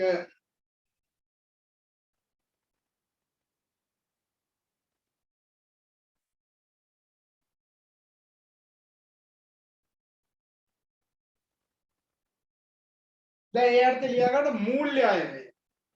මූල්‍ය අයවැය.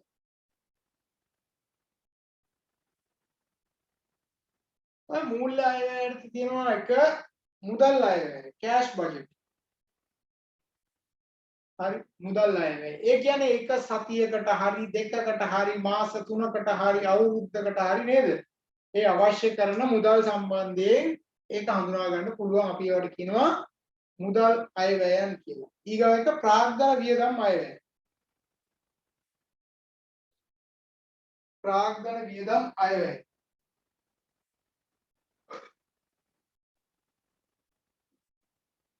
ඔය ප්‍රාග්ධන වියදම් කියලා කියන්නේ මොකද්ද? දිගුකාලීන වත්කම් ගොඩනැගීම සඳහා. ඒ කියන්නේ ලංකාවේ නම් අධිවේගී පාරවල්, ගුවන් තොටුපළවල්, ප්‍රධාන පෙළේ ගොඩනැගිලි නේද? ප්‍රධාන මහා පරිමාණ වාරි කර්මාන්ත වගේ දේවල් සඳහා දැරීමට සිදුවන වියදම් අපි දන්නේ ප්‍රාග්ධන වියදම් කියලා. ඒවා හැබැයි දිගුකාලීනව රටේ ජනතාවට හරිම ප්‍රයෝජනවත් වෙනවා නේද? දැන් හිතන්නකො පරාක්‍රම සමුද්‍රය හදන්න කොච්චර ණය ගන්න ඇද්ද පිටරට? ඩොලර් කීයක් විතර ගන්න ඇද්ද පරාක්‍රම සමුද්‍රය හදන්න? $1 එකක්වත් ගත්තේ නෑ නේද? මේ රටේ මිනිසුන්ගේ ධන ශ්‍රමය තමයි වැය වෙලා පරාක්‍රම සමුද්‍රය හදලා දැන් අවුරුදු 1500කට එහා ඉඳන් අදටත් භුක්ති විඳිනවා අල ප්‍රයෝජන ගන්නවා. හරිද? නමුත් ලංකාවේ වරායක් හදන්න ගියාට පස්සේ කෝටි ගණනක් පිටරටින් අරගෙන ඒවට ණය ගෙවගෙව නේද? ඒවා දැන් ගෙවා ගන්න බැරුව පිට මිනිස්සු ලව්වා ඒ ටික කරගන්නවා. අර පරාක්‍රම සමුද්‍රය වගේ දේවල් එක්ක බලද්දී මම පොඩි දේවල් නේද? වරායක් හදා ගන්නවා කියන එක මහ ලොකු දෙයක් නෙවෙයි. අද තියෙන තාක්ෂණය සහ ඒ දේවල් පාවිච්චි කරලා නමුත් ඇමරිකන් ඩොලර් මිලියන 1.5ට මිලියන 100කට මිලියන 1500කට ඒ වගේ පොඩි ගණන් වලට මේ රටේ තියෙන සමහර දේවල් පිට රටවන්ට විකුණනවා, දීලා දානවා, බදු දෙනවා. මේ වගේ දේවල් තියෙනවා. ඒක ප්‍රාග්ධනය තමයි. නමුත් මේ ප්‍රාග්ධනය කෙටි කාලීනව ලැබෙන එක විතරයි. හරිද? රයිට්. ඊගාක ලියා ගන්න මෙහෙයුම් අයවැය. මෙහෙයුම් අයවැය.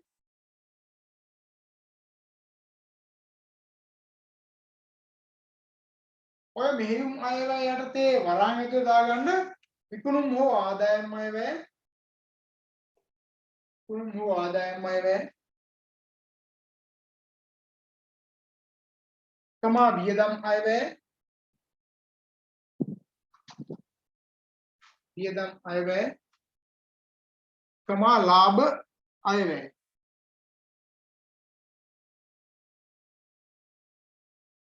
ලාභ අයවැය.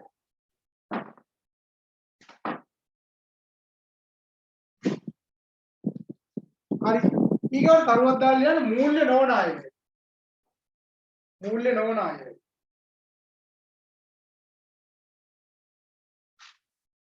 මූල්‍ය නොවන අයවැය. ඒ අර්ථේ ශ්‍රම අයවැය. ශ්‍රම අයවැය. ශ්‍රම අයවැය. ඊගොල්ලෝ ඉඩකඩ අයවැය.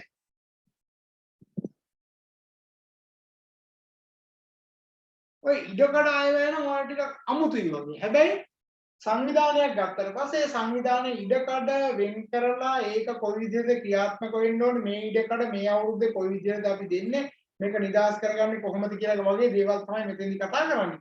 දැන් ඔයාලා අර බලන සම්මන්ත්‍රණ ශාලා හැම ගත්තට පස්සේ නේද? ඉඩකඩ වෙන් කරනවා කලින් වෙන් කරන්න ඕන සමහරවල් අවුරුද්දටම බුක් වෙලා නේද? BMICH කියලා ගත්තොත් එහෙම බොහෝ වෙලාවට අවුරුද්ද පුරා නේද? ඒක වෙන් වෙලා තියෙනවා. ඒතකොට ඒක කැලෙන්ඩර් දාලා තියෙනවා. ඒවට වෙනම බජටින් ගාලා ගාසු දාලා තියෙනවා. ගාසු සංශෝධනය දාලා තියෙනවා. මේ විදිහටම සමහර හෝටල් වල හෝටල් කාමර නේද? එහෙම වෙන් කරලා තියෙනවා. දැන් ලංකාවේ සමහර හෝටල් අදටත් කොරෝනා මොනවා පැවතුනොත් නුවර ආශ්‍රිතත් ඔය තියෙන ප්‍රධාන පෙළේ හෝටල් කීපයක් තියෙනවා. ඒ වගේ ඒ රූම්ස් එහෙම හැමදාම පිළිලා. ඒක ගන්න බෑ නේද? දැන් ওই මම දන්න එකක් තියෙනවා අල්කඩුව ආශ්‍රිත උන්නස්ගිරි හැපැත්තේ නේද? ඒකේ මම හිතන්නේ මේ රූම් එකක් ගන්න කියලා 40000 50000 විතර වෙනවා. ඒක අවුරුද්ද පුරාවට බුක් වෙලා තියෙන කිසිම වෙලාවක එහෙම කෝල් කරලා එහෙම ගන්න බෑ. ලබන අවුරුද්දට එකක් ඕන නම් මේ අවුරුද්ද ඕන නම් බුක් කරගන්න. එහෙම තියෙනවා. පිටරටවලත් එහෙම තැන් තියෙනවා. හරිද? ඒ නිසා ඒවට අපි කියන්නේ ඉඩකඩ සම්බන්ධ. එහෙම අයවැය ලේඛන අපි හදනවා බජටින් හදනවා. හරි? තව එකක් ලියා ගන්න නිෂ්පාදන අයවැය. නිෂ්පාදන අයවැය.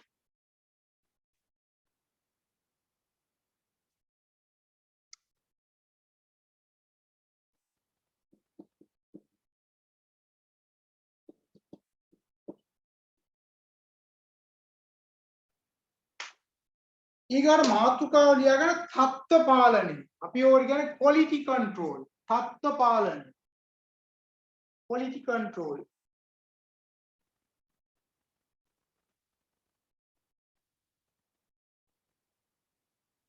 තත්ත්ව පාලනය.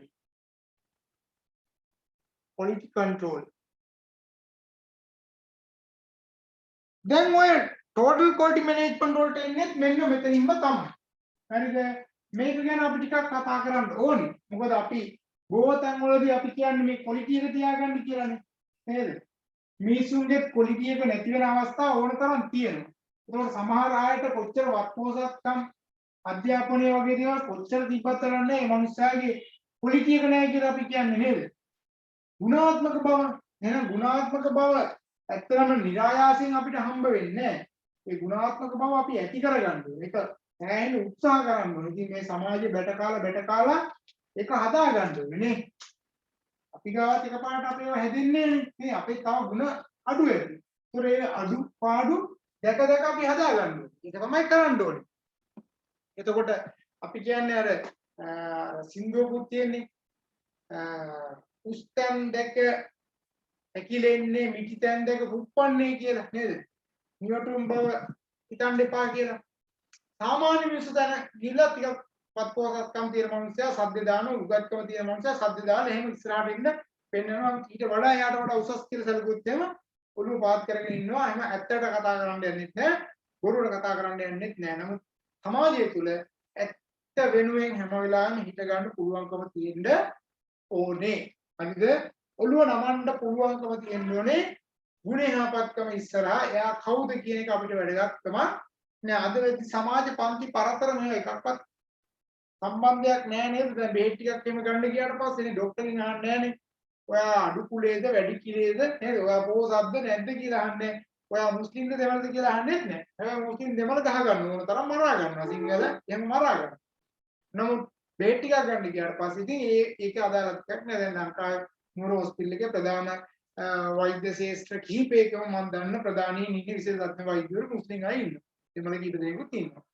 එතකොට හිතන්නකො අර බේද එතන නෑ ඒක නේ ගලගන්න බෑ ගන්න දෙයක් නෑ ඉතින් ඒ නිසා quality එක කියලා කියන්නේ හදා ගන්න ඕන දෙයක් මෙතන නිෂ්පාදිත හා සේවා සම්බන්ධයෙන් ගත්තට පස්සේ එතනදී ඒ අවුට්පුට් එක හිත එළියට දෙන දේ කොයි තාක් දුරට හොඳට එළියට යනවාද කියන එක තමයි මෙතනදී බලාපොරොත්තු වෙන්නේ එතකොට නිෂ්පාදිතයේ නිමාව දක්වා කියන්නේ ආරම්භයේ ඉඳන්ම අමුද්‍රව්‍යයේ ඉඳන්ම අවසානයේ දක්වා පාරිභෝගික අතර පත්වනකම් ඒක සුරක්ෂිතව තියනවාද කියන එක වැදගත් වෙනවා.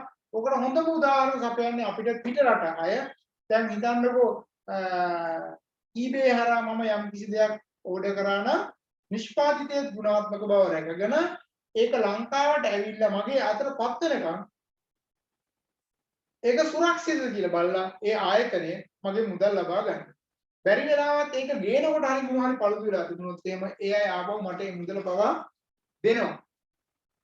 ඒ තරමට ඒ අය හිතනවා. ඒ නිසා සමහර වෙලාවට ඒ නිෂ්පාදිතයෙන් පස්සේ යම් කිසි දෙයක් වුණොත් එහෙම ඒකටත් වගකීම බාර ගන්නවා. මේ අපේ රටේ වගේ අය එහෙම පැනලා දුවන්නේ නෑ. දැන් ඔයාලා දන්නවා පොලිටික් ගැන කතා කරද්දී ගුණාත්මක භාවය ගැන කතා කරද්දී ලංකාවේ ගෑස් ගැන කතා නොකරම බැරි තැනටපත් වෙන්න උනා අන්තිමට උසාවියෙන් උනා පාරිභෝගිකයට තමන්ට ලැබෙන නිෂ්පාදිතයේ අඩංගු දේවල් මොනවද කියලා දැනගන්න උසාවියෙන් මොනතරම් කේන්ද්‍රජනකද කියලා බලන්නකො නේ.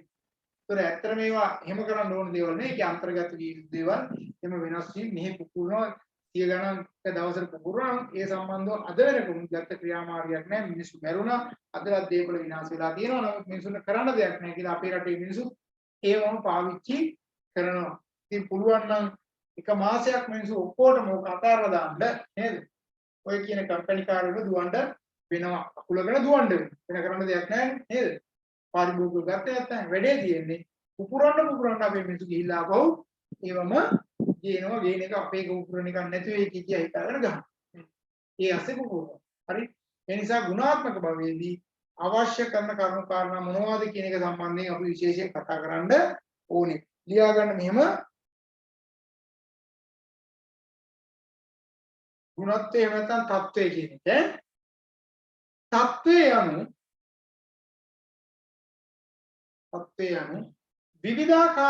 විවිධාකාරයෙන් අර්ථ නිරූපණය කළ හැකි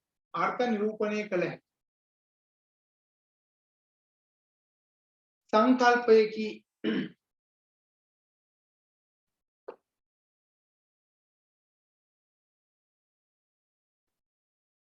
ඒ අනුව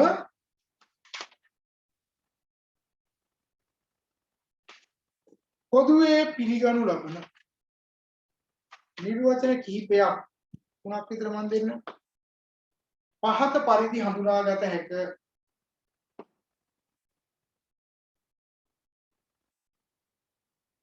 කරුදාන ලියනවා. මේ තත්ත්වය එමෙත ඉලක්ක දාලා ගුණත්වය.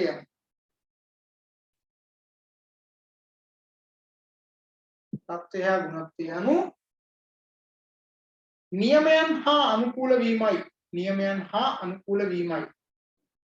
නියමයන් හා අනුකූල වීමයි. මොකද්ද ඔය නියමයන් කියලා කියන්නේ? තිබිය යුතු ප්‍රමාණයටම ක්‍රියාත්මක වීම තමයි කියන්නේ. අපි කියන්නේ නියමයන් හා අනුකූල වීමයි කියලා. දෙක දෙන ලද අවශ්‍යතාවයක්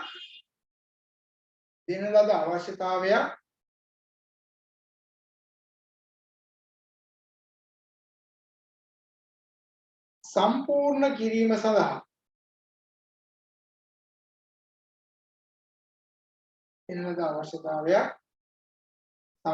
කිරීම සඳහා භාණ්ඩයකට හෝ සේවාවකට එනකම් භාණ්ඩයකට හෝ සේවකයාට ඇති හැකියාව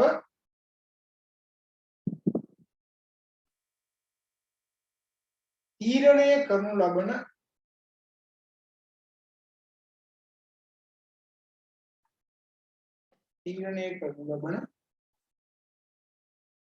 අදාළ භාණ්ඩයේ හෝ සේවාවේ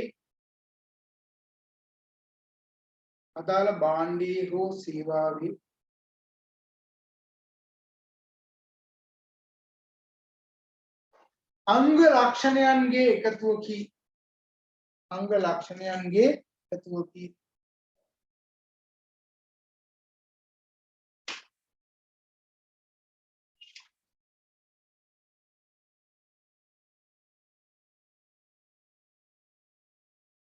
හරි. තව එකක් ලියා ගන්න.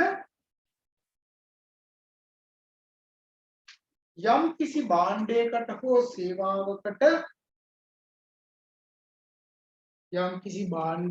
හෝ සේවාවකට පාරිභෝගිකයාගේ අපේක්ෂාවන්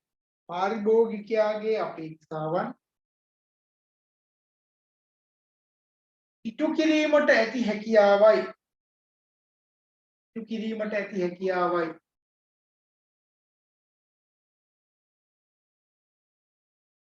පැහැදිලිද? එතකොට එහෙනම් පාරිභෝගිකයෙක් අපේක්ෂා කරන දේ අදාළ භාණ්ඩයෙන් හෝ සේවාවෙන් ඉටු වෙනවා නම් අන්න එතනින් ක්වොලිටි එකක් ගුණත්වයක් තියෙනවා කියලා අපි සලකනවා නේද? එහෙම නැත්නම් අදාළ නියමයන්ට අනුව ඒක ස්ථානගත වෙලා ඒ කියන්නේ ඒක නියම ආකාරයේ තියෙනවා නම් අන්න ඒක ප්‍රශ්නයක් නෑ. දැන් උදාහරණයක් විදිහට කිරිපිටි පැකට් එකක් ගත්තට පස්සේ ඒකේ තියෙන අතුලත් කරලා තියෙන දේවල් අපි දැකලා තියෙනවනේ ඒක ඇතුළත් කරන තියෙන දේවල් එක්ක ඒ දේවල් ටික තියෙනවා නේද ඊට පස්සේ අපි ජෑම් බෝතලයක් ගත්තට පස්සේ ඒ දේවල් ටික තියෙනවා එහෙනම් ගෑස් සිලින්ඩරේ ඇතුලේ අපිට පේන්නේ නැති වුණාට ඒකේ ඒ දේවල් ටික තියෙනවා. මෙන්න මේ වගේ කරුණු කාරණා ටික තමයි අපි කියන්නේ. ඒ වගේම යම් කිසි භාණ්ඩයක් හෝ සේවාවක් ගත්තට පස්සේ පාරිභෝගිකයාට ඒක හරහා සතුටක් තෘප්තියක් ඇති වෙනවා නම් අන්න ඒක ගුණාත්මක භාවයෙන් යුක්ත දෙයක් විදිහට අපිට දකින්න පුළුවන්. ඊට පස්සේ අපිට වැදගත් වෙන දේ තමයි තත්ත්ව පාලනය කියන්නේ මොකක්ද කියලා තරුවක් දාලා ලියාගන්න. තත්ත්ව පාලනය යනු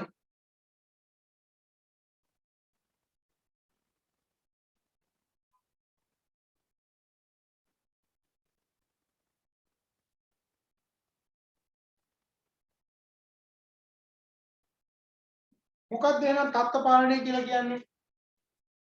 තත්ත්ව පාලනය කියලා කියන්නේ අදාළ ස්ටෑන්ඩඩ් ප්‍රමිතීන් කොහොමද කියලා බලන්න. හරිද? ඒ වගේ මේ ප්‍රමිතීන් ටික බැලුවා විතරක් නෙවෙයි ඊට පස්සේ මේ ප්‍රමිතීන් එක අපේක්ෂිත තත්ත්වයන් සංසන්දනය කරලා බලලා මේ අපේක්ෂිත ප්‍රමිතිය සහ ඒකේ සත්‍ය තත්ත්වය අතර වෙනසක් තියෙනවා නේද? අපේක්ෂා කරා ප්‍රමිතියෙන් 10ක් ආවේ 8ක් නම් මේ අතර වෙනසක් තියෙනවා දෙකක්. මේ සඳහා අනුගමනය කරන ක්‍රියාමාර්ග මොනවද? නේද? අන්න ඔය ක්‍රියාමාර්ග ගැනීම තමයි අපි කියන්නේ මොකක්ද එහෙනම් තත්ත්ව පාලනය කියලා කියන්නේ. ඒවට අදාළ ක්‍රියාමාර්ග ගන්න ඕනේ. වෙනස් වෙලා තියෙනවා.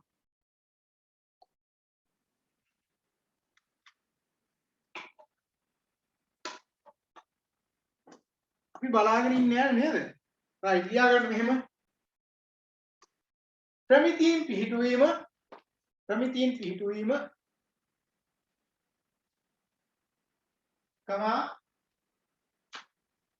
අදාළ ප්‍රමිතීන්ට අනුකූලව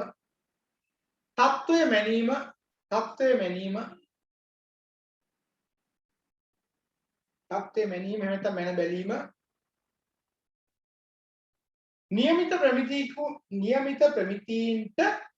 නියමිත ප්‍රමිතීන්ට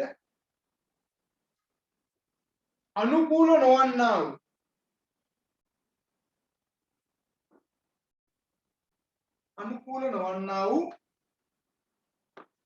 බැහැරවීම ඇතනම්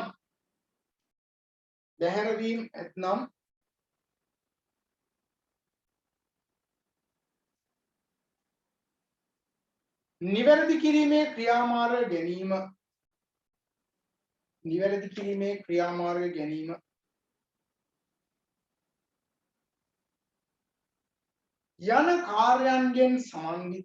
යන කාර්යයන්ගෙන් සමන්විත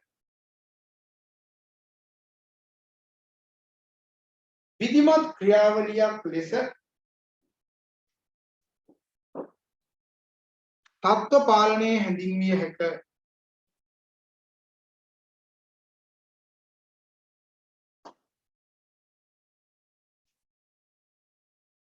චේතික ලියාගන්න. එහෙම නැත්නම් මෙහෙම කියන්න පුළුවන්.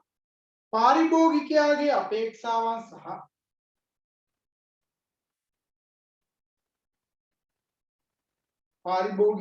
අපේක්ෂාවන් සහ නිෂ්පාදකයාගේ අපේක්ෂාවන් යන දිත්වයම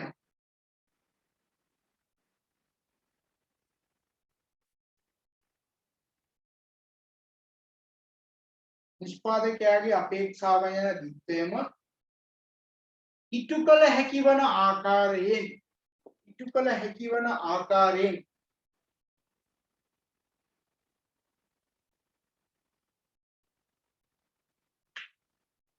භාණ්ඩයක් හෝ සේවාවක් නිපද වෙන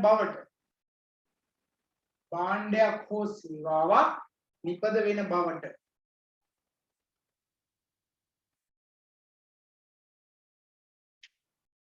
තහවුරු කිරීම සඳහා ගනු ලබන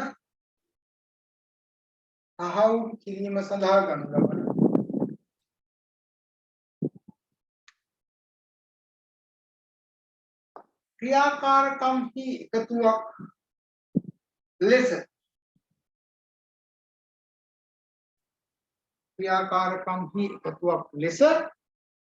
තත්ත්ව පාලනයේ හැඳින්විය හැක.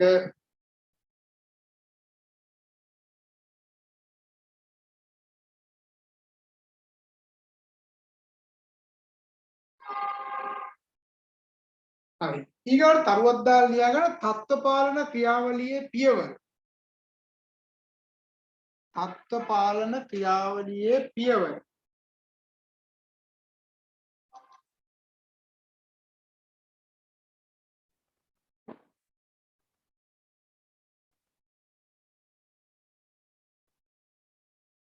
හරි.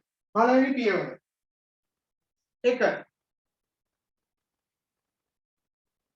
නිෂ්පාදනයේ සම්බන්ධ තත්ත්ව ප්‍රමිතීන් පිහිටුවීම. නිෂ්පාදනයේ සම්බන්ධ තත්ත්ව ප්‍රමිතීන් පිහිටුවීම.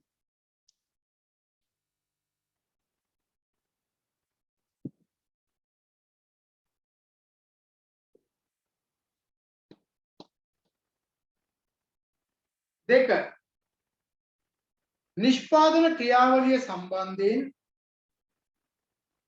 නිෂ්පාදන ක්‍රියාවලිය සම්බන්ධයෙන් තත්ත්ව ප්‍රමිතීන් ක්‍රියාවට නැන්වීම. තත්ත්ව ප්‍රමිතීන් ක්‍රියාවට නැන්වීම.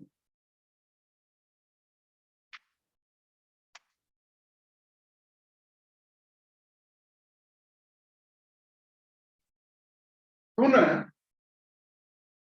අවසන් නිෂ්පාදනයේ තත්ත්වය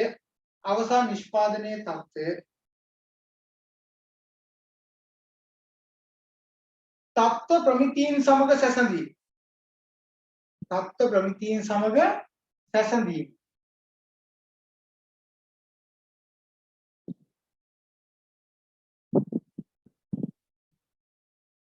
තත්ත්ව ප්‍රමිතීන් සමග සැසඳීම.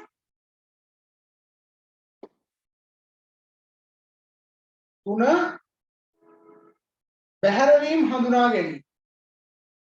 බැහැරවීම හඳුනා ගැනීම.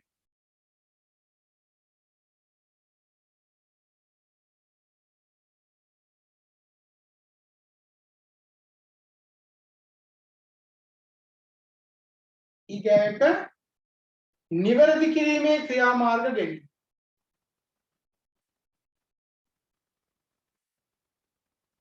නිවැරදි කිරීමේ ක්‍රියාමාර්ග ගැනීම.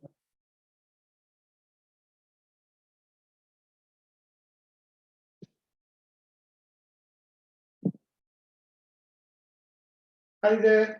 right.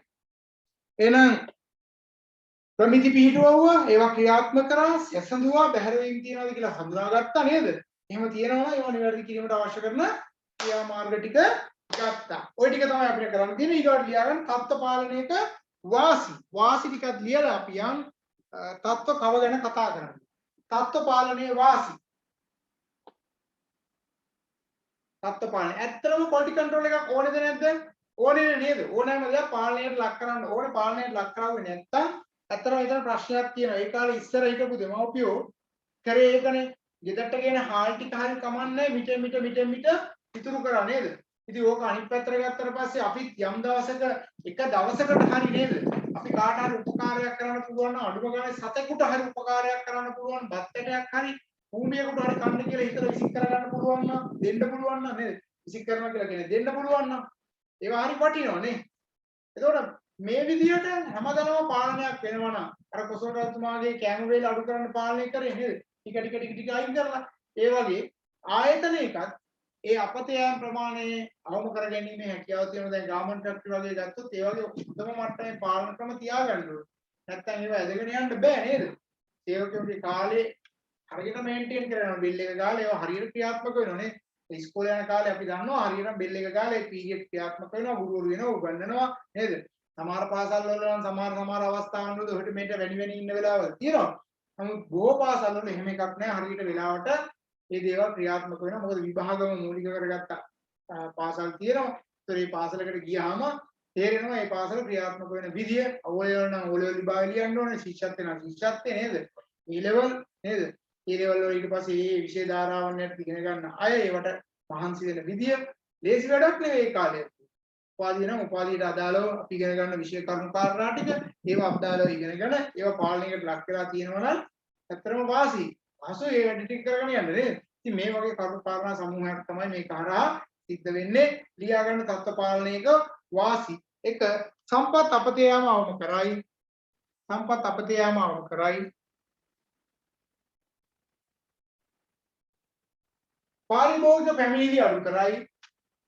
පාරිභෝගික පැමිණිලි අඩු කරයි. නේද? පැමිණිලි නැහැ. පාරිභෝගික පැමිණිලි අඩු කරයි. තරගකාරීත්වයට සාර්ථකව මුහුණ දිය හැකි වේ.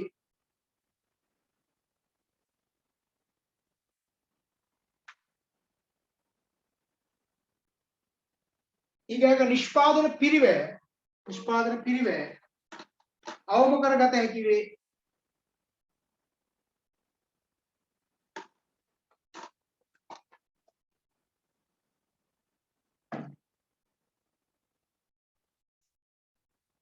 නිෂ්පාදන පිරිවැය අවම කරගත හැකි වේ. පාරිභෝගික තෘප්තිය වර්ධනය කරගත හැකි වේ. එතකොට පාරිභෝගික තෘප්තිය කියලා කියන්නේ පාරිභෝගිකයා සතුටටපත් වෙන එක. දැන් උදාහරණයක් විදිහට කිව්වොත් එහෙම පාන් නිෂ්පාදනය කරන බේකරි හිමියා මේ පාන් රාත්තල අද වෙද්දී අපි කිව්වොත් එහෙම රුපියල් 70 නම් මේ රුපියල් 70ට පාරිභෝගිකයාට දුන්නාට පස්සේ පාරිභෝගිකයා මේක අනුභව කරලා සතුටටපත් වීම. හරිද? එතකොට රුපියල් 70ට පාන් රාත්තල ගෙනල්ලත් අපේ අය බයිනවා සමහරලාට මේ පාන් රාත්තල හරියට නැහැ කියලා. නේ සමහරලාට මේක දැන් 110 රුපියල් 100ක් කියලා හිතන්නකෝ. පාන් රාත්තල. તો රුපියල් 100 කියන පාන් රාත්තල ගෙනල්ලා මේක සම්බන්ධව එක එක කාරණා දිනවා. ඔක හරියටම 450ක් තියෙනවද කියලා බලන්න පුළුවන්. බලන්න. එතකොට මේ පාන් රාත්තල රුපියල් 70ට එහෙම නැත්නම් රුපියල් 100ට අරන් බයින කෙනා ඉන්නකොට තව එක්කෙනෙක් මේ ග්‍රෑම් 450ක වගේ ප්‍රමාණයක් මෙහෙම හතරස්සට නෑ. ඒක මෙහෙම රවුමට දාලා නේද? ඒක මෙහෙම ෂේප් එන්න කෑලි වලට කපලා තියෙනවා. කෑලි 8කට කපලා තියෙනවා. හරි? කෑලි 8කට කපලා මේකට උඩින් චීස් ටිකක් දාලා මේකට උඩින් චිකන් කෑලි ටිකක් දාලා මේක රත් කරලා මේක රවුම් වලට හදලා එවනවා. එතකොට රුපියල් 2500යි. ඒකල 2500ක් දීලා අපි එක කනවා. හරිද? එතකොට රුපියල් 100 පාන් රාත්තල කණ එක්කෙනා සහ රුපියල් 2500 මේක කණ එක්කෙනා අතර වෙනසක් තියෙනවා. එතකොට හිතන්නකෝ 2500ක් දීලා මේ 100ක් දීලා පාන් රාත්තල කාපු මිනිස්සයා බැරි වෙලාවත් 2500ක් දීලා මේකක් කෑවොත් කීස එකක් අත්තොත් 2500 සංසන්දනය කළා මොන තරම් දේවල් ටිකක් එයා කියයි නේද? මොකද එයා මුදල දුකුවට හිතන්නේ. එතකොට 2500ක් කියලා කියන්නේ එයා හිතන්නේ දුකු දේවල් එකේ අන්තර්ගත වෙන්නේ. නමුත් නිතර පාහේ මේවා අනුභව කරන කෙනාට මේ 2500 දීලා මේක ගත්තා කියලා එයාට ලොකුවට මේක දැනෙන්නේ නැහැ. මේකට හොඳයි කියලා අර යනකොට බෙල් එක ගහලා තමයි යන්නේ. ඇයි ඒ පාරිභෝගික තෘප්තිය ගොඩනගලා තියෙන විදිහ. කිරිකාට වෙනස් නේද? දැන් අපි අර කියන්නේ ගමේ හොරට පෙරන කසිප්පු ටික බීලා රුපියල් ඒක සමානලාට කාලක් 80ක් හරි 90ක් හරි දැන් නම් කීයද දන්නේ නැහැ. දැන් හිතවොත් අපි රුපියල් 250ක් කියලා 250කට එහෙම නැත්නම් රුපියල් 300කට කර කසිප්පු කාලක් ගහලා අන්තිමට ඒකටත් බැනගෙන යනවා. ඒ අතර ප්‍රධාන පෙළේ හෝටලෙකට ගියාට පස්සේ මේකෙන් තියෙන මේ බෝතලෙන් තියෙන භාගයකට රුපියල් ලක්ෂ 3ක් විතර ගෙවනවා. භාගයක් කාලා බොන්න ඕන 1,50,000ක් ගෙවනවා. ඉදිරියේ ඒ වගේ පොඩ්ඩක් ප්‍රමාණයක් මිලිලිටර 750ක් නේ කියන්නේ. තේරුණාද? එතකොට මෙහෙම පාරිභෝගික කණ්ඩායම් ඉන්නවා අපි. පාරිභෝගික කණ්ඩායම් ඉන්නවා. ඒතකොට මේ කණ්ඩායම් තෘප්තිමත් කරනවා කියන එක ව්‍යාපාර වලට ලේසි නෑ. හරිද?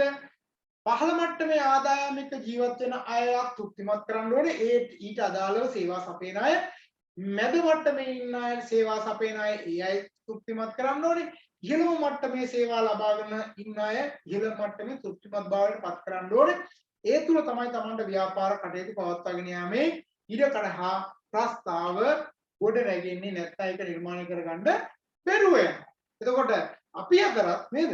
යතරත් එහෙම මෙතන පළමු පෙළායක් ඉන්නවා, දෙවෙනි පෙළායක් ඉන්නවා, තුන්වෙනි පෙළායක් ඉන්නවා. මම කියන්නේ නැහැ කියලා. දැන් මේකේ මම උගන්වන මමත් ඉගෙන ගන්න ඔයාලා අතරත් අපි ගත්තොත් එහෙමයි ඉන්නවා. නැත්තේ නෑ.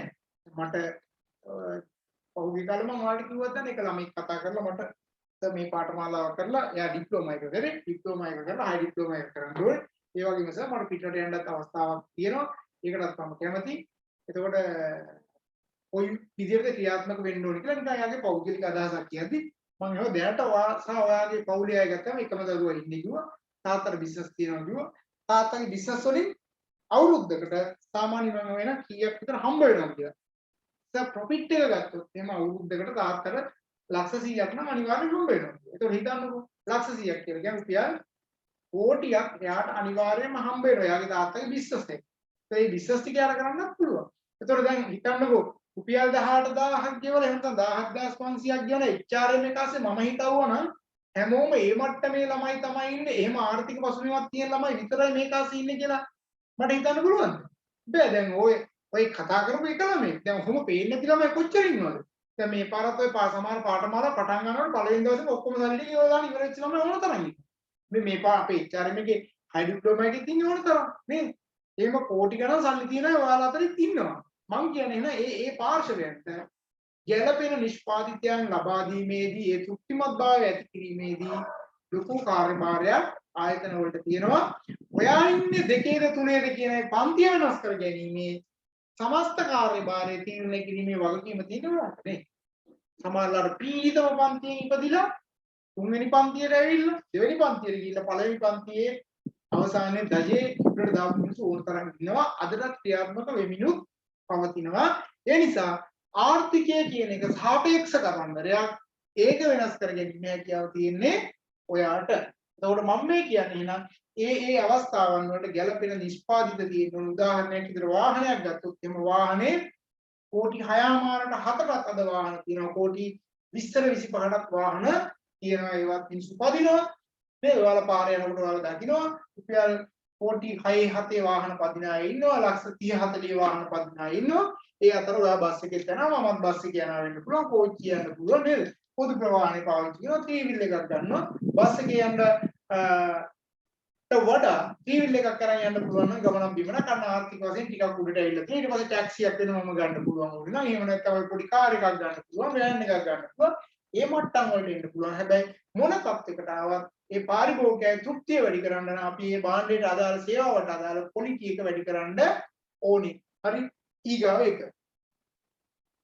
භාණ්ඩය සඳහා ඇති ඉල්ලුම වර්ධනය කිරීමට හේතු වේ. භාණ්ඩය සඳහා ඇති ඉල්ලුම වර්ධනය කිරීමට හේතු වේ. ක්වොලිටි එක වැඩි නම් අපි දන්නවා ඩිමාන්ඩ් එක වැඩි වෙනවා.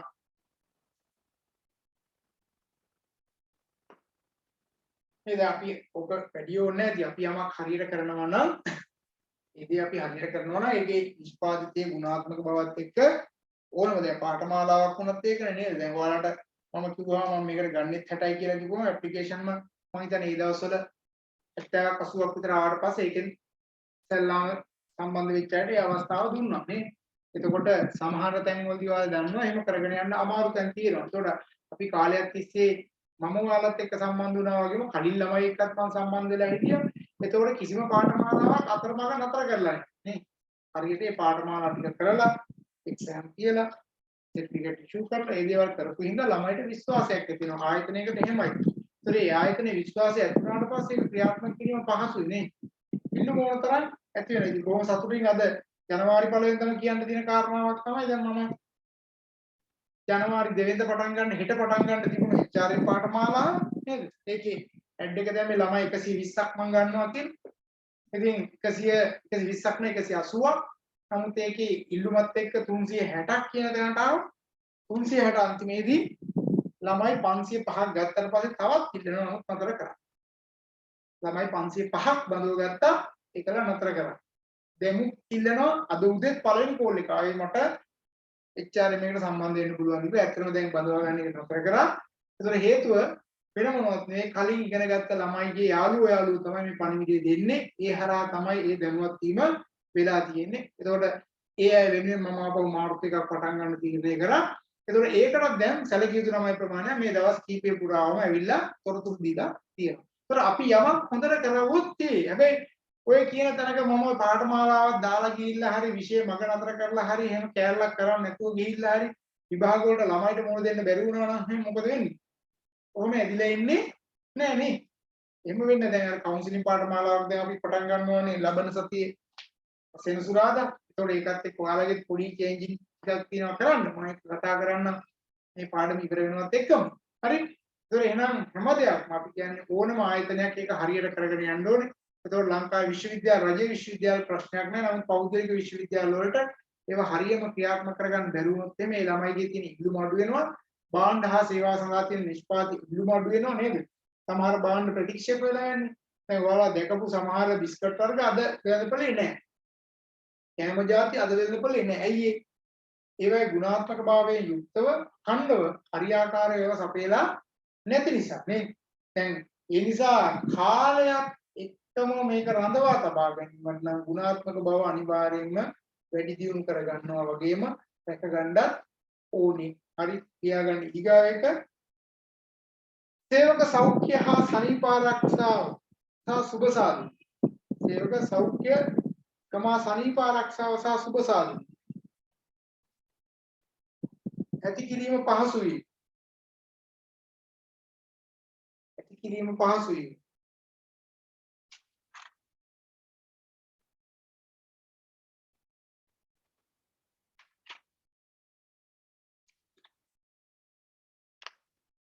හරි. ඊගොල්ලෝ ආයතනයේ ඵලදායකත්වය ඉහළ නැංවීම. ආයතනයේ ඵලදායකත්වය ඉහළ නැංවීම.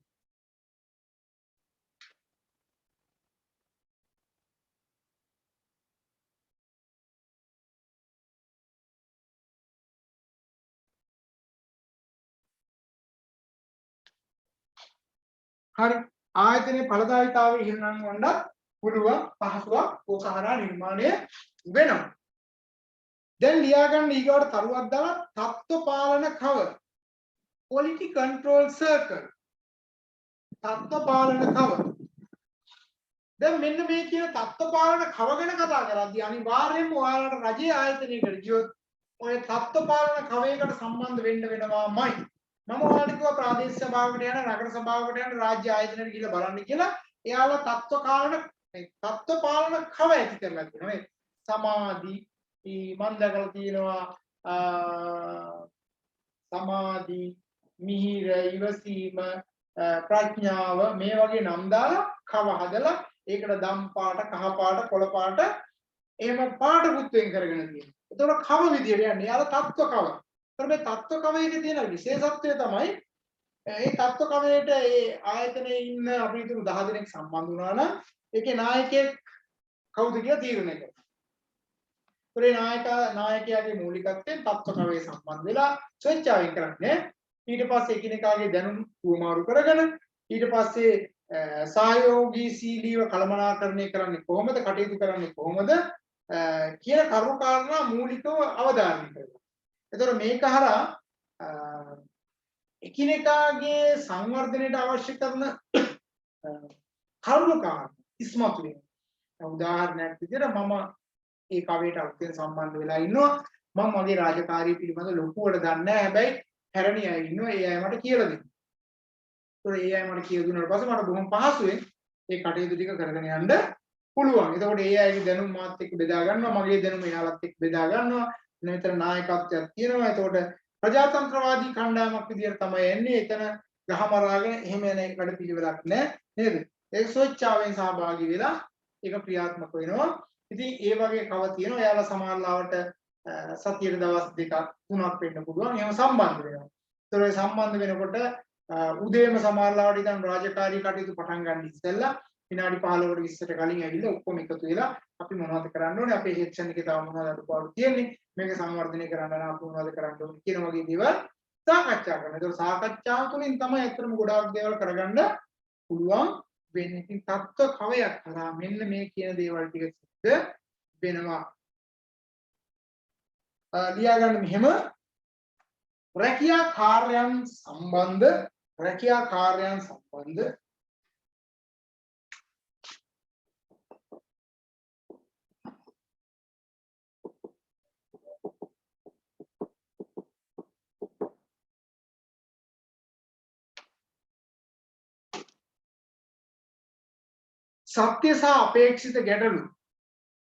සත්‍ය සහ අපේක්ෂිත ගැටලු හඳුනා ගැනීම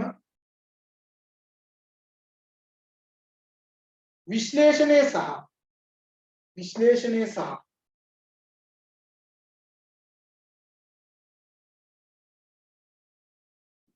ඒවා සඳහා කළමනාකරණයේ වෙත විසඳුම් ඉදිරිපත් කිරීම හෝ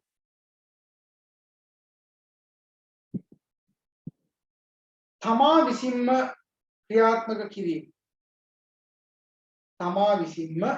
ක්‍රියාත්මක කිරීම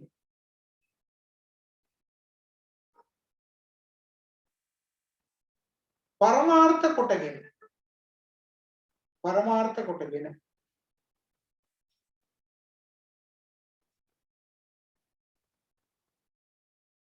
නිතිපතා ස්වේච්ඡාවෙන්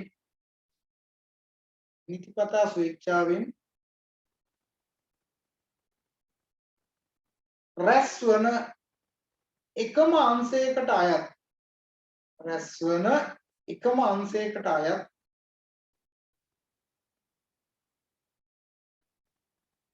සේවකයන්ගෙන් සැදුම් ලත් කුඩා කණ්ඩායමකි.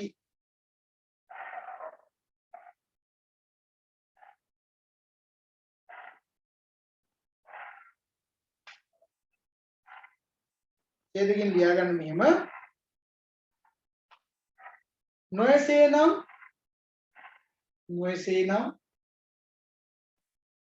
තත්ත්ව ගැටලු සාකච්ඡා කිරීම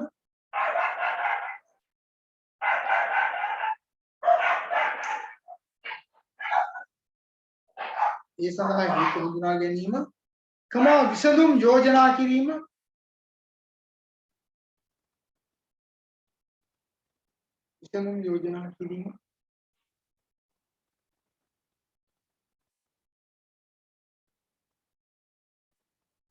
සහ නිවැරදි කිරීමේ ක්‍රියාමාර්ග ගැනීම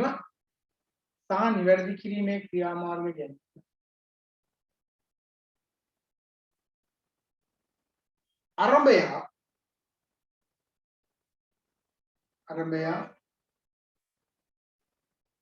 ස්වේච්ඡාවෙන් රැස්වන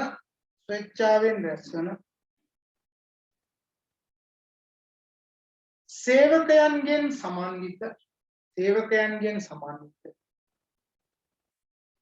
වැඩ කණ්ඩායමකි.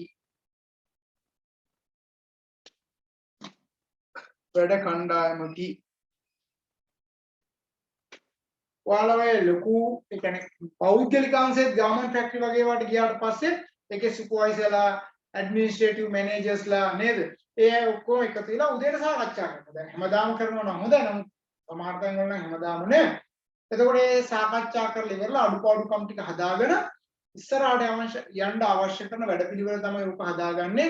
ඉතින් ආයතනයක් තුළ සාකච්ඡාව කියන එක අනිවාර්යයෙන්ම වැදගත්. ඉතින් ඔයාලටත් අර මම කිව්වේ දැන් මේ අලුත් අවුරුද්දේ හිතාගන්න ගෙදර අම්මයි තාත්තයි සහෝදරයෝ එකට එකතු වෙලා නේද? ගෙදර ඇති වෙන ආර්ථික ප්‍රශ්න වෙන්න පුළුවන්, වෙනත් ප්‍රශ්න වෙන්න පුළුවන්. ඒවා පොදුවේ කතා කරලා විසඳුම් හොයාගන්න උත්සාහ කරන්න.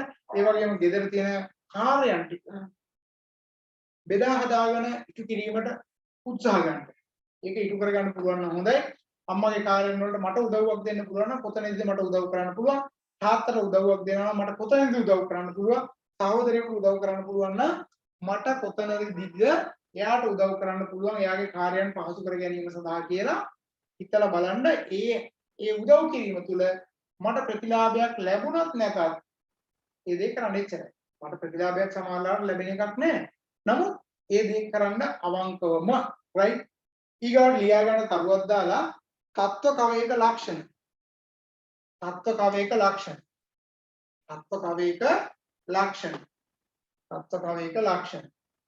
හරි. ඒතකොට තත්ත්ව කවයක තියෙන ලක්ෂණ ටික ලියාගමු. ස්වේච්ඡා සහභාගීත්වය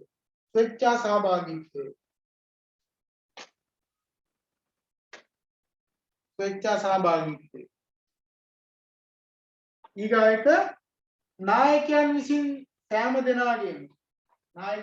සෑම දෙනාගේම සහභාගීත්වය ලබා ගැනීම.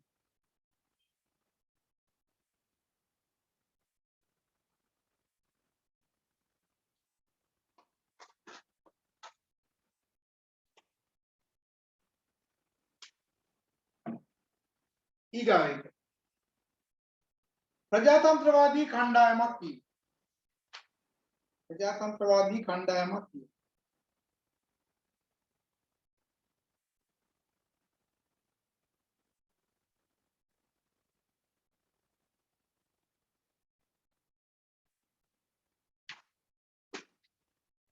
ඊගාට सहयोगीशीली कलमनाकरण. सहयोगीशीली कलमनाकरण. सहयोगीशीली එමෙතන සහයෝග කළමනාකරණය කියලා කියන්න පුළුවන්. සහයෝගීශීලී කළමනාකරණය. ඊගායක කළමනාකරුවන් සහ සේවකයන් සඳහා කළමනාකරුවන් හා සේවකයන් සඳහා අවශ්‍ය පුහුණුව ලබා දී. අවශ්‍ය පුහුණුව ලබා දී.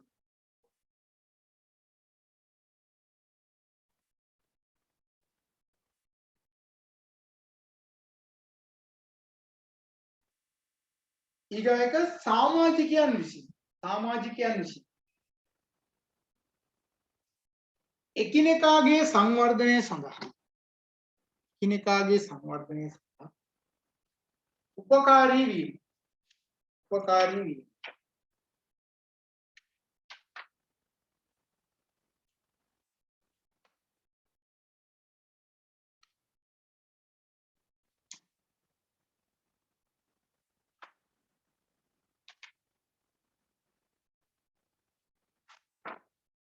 හරි. ඊගායක නිර්මාණශීලීත්වයේ දිරිමත් වීම.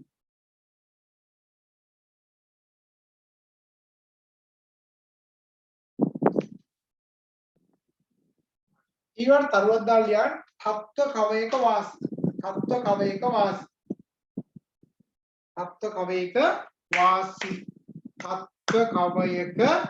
වාසී. දැන් ඔයාලා ඉස්කෝලේ යන කාලෙත් එහෙම කව තිබුණා නේද? ගෘහ විද්‍යාවට, කෘෂි කර්මයට, සංගීතයට එහෙම කව හැදුවා. මට මතකයි. එහෙම හදලා එක එක කණ්ඩායම් හදලා ඔය එක එක දේවල් කරයි. ඊය වගේම අර මොකක්ද ජීවන කුසලතා කියලා සබ්ජෙක්ට් එකක් කියලා කියන්නේ ජීවන කුසලතා කියලා ඒවට එහෙම කව හදලා ඒවා කරේ නේද? ඒ පුංචි කාලේ එහෙම කරා මොන්ටිසෝරියක්දි කරා එකේ පන්තියේදි කරා නේද? එහෙම කරා. ඒවා හැබැයි ඒ කාලේ විතරක් නෙවෙයි අදටත් ගැලපෙනවා ඒවා එහෙම්මමයි කියන එක මතක තියාගන්න. දැන් අද වෙද්දි ලෝකේ කව හදාගන්නේ ආසියානු කලාව නේද? ඊට පස්සේ යුරෝපීය අප්‍රිකානු කලාව. අන්න එහෙම කලාප හදාගෙන මහද්වීප හදාගෙන එහෙමත් කව හදාගෙන අද ලෝකේ ක්‍රියාත්මක වෙනවා. ඒවත් එහෙමම තමයි. අවසානයේ එකිනෙකාගේ අරමුණු පරමාර්ථ ඉටු කර ගැනීම සඳහා ක්‍රියාත්මක වෙනවා. දැන් ওই සමුළු පවත්වන්නේ ලෝකේ නේද?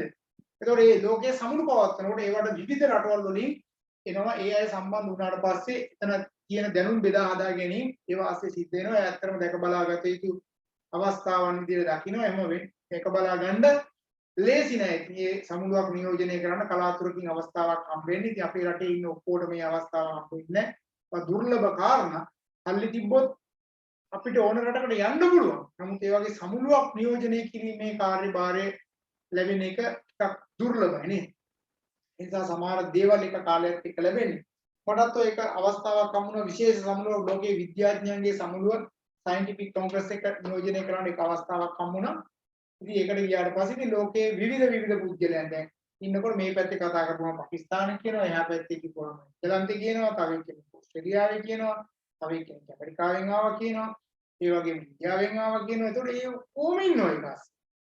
ඉතින් ඒ ඔක්කොම හිතන්නකෝ විවිධයි දැන්. මම හිතන්නේ මගේ ජීවිතේට එහෙම මිනිස්සු රටවල් ගොඩක මිනිස්සු එකම අවස්ථාවක දැකපු අවස්ථාවක් විදිහට තියෙන ඒක විතර. ඉතින් අපි ඉතින් එකිනෙකා අතර ඡායාරූප ගන්නවා, ඉතින් කතා බහ කරනවා නේද? එතකොට වුණ අදහස් ප්‍රකාශ කරන ඒවට සමන් දෙනවා. ඒවා ක්‍රියාත්මක ඒක තමන්ගේ රට ගැන කතා කරනවා. ඒක සම්බන්ධ මාතෘකා තියෙනවා. ඉතින් එක දේවල්. ඉතින් මේවා තුල ඇත්තටම එකිනෙකා අදහස් මාරු කරගන්න ඉතින් සමහර අය පෞද්ගලිකව කියනවා අපි ලංකාවට එන්නම් ඔයාලා එන්න ඕන වෙලාවක අපිට කතා කරන්න. එහෙම කිව්වොත් හිතන්නකෝ මට දැන් හිටපු අයගේ යම් කිසි රටකට මට යන්න ඕන කියලා හිතුනොත් මම එයාලට කෝල් එකක් දුන්නා නම් ඒ අවශ්‍ය කරන පහසුකම් ටික සම්පාදනය කරලා දෙනවා. ඉතින් මට මතකයි පහුගිය කාලෙක මහාචාර්යවරයෙක් ලංකාවට ආපු වෙලාවේ ඉතින් යාට මම උදව් කරලා ලංකාවට ඇවිල්ලා මාලිගාව පෙන්නලා ඔය මට ඒ පිටියට ගහගෙන ගිහිල්ලා ගාඩන් එක පෙන්නලා. ඒතකොට එහෙම කරාට පස්සේ මම යාගේ රටට යන ගිය වෙලාවේ යා මට ඇවිල්ලා චොක්ලට් දීලා කන්න බොන්න දීලා ඉන්න දැන් බලලා පුදුම දේවල් ඒ සපෝට් එකක් දුන්නා. ඉතින් සමහරලාට එයා හිතුවා ඒ දීපු ප්‍රමාණය මදි කියලා. මොකද එයා මම ඊට වැඩි එයාට දුන්නා කියලා එයා කිව්වා. එතකොට ඒ අවස්ථාවන් මම කියන්නේ. ඉතින් එකිනෙකාට උපකාර කර ගැනීම තියෙනවා නේ. ලෝකෙත් තියෙනවා මේ concept එක. ඒතර මේක වචනයකට සීමා වෙච්ච එකක් නෙවෙයි. එතන එහා ගිය ගොඩාක් දේවල් මේක හරහා ක්‍රියාත්මක වෙනවා. හරිද? ගොඩාක් දේවල් මේක හරහා ක්‍රියාත්මක වෙනවා. ඉතින් අපි ඒවට අවශ්‍ය කරන වටපිටාව නිර්මාණය කර ගැනීම තමයි සිද්ධ කරගන්න ඕනේ. ඉතින් කවයක් කියන්නේ නම් හොඳ concept එකක් ලියාගන්න. නිෂ්පාදනයේ තත්ත්වය වර්ධනය කිරීම.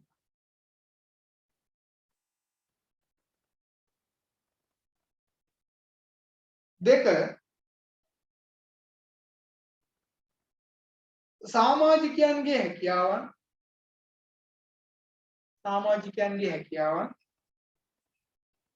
උපරිමව වර්ධනය කිරීම.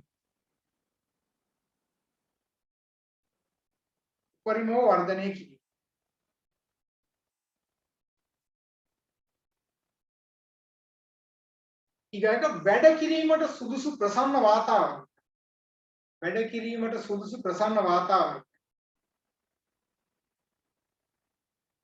ආයතනය තුල නිර්මාණය කිරීම. හරි. එතකොට ඔය කරුණු කාරණා ටික අපිට කතා කරන්න පුළුවන් total quality management ගැන මම කලින් කතා කරලා තියෙනවා. පූර්ණ ගුණත්ව කළමනාකරණය ගැන නේද? ඔය සමන්විත ඔක්කොගෙම එකතුවක් විදිහට යන්න පුළුවන්. ඊට පස්සේ අපිට වැදගත් මාතෘකාවක් විදිහට මේක ලියා ගන්න සමච්ඡේද ලක්ෂ්‍ය විශ්ලේෂණය. break even analysis. සමච්ඡේද ලක්ෂ්‍ය විශ්ලේෂණය. break even කියන්නේ break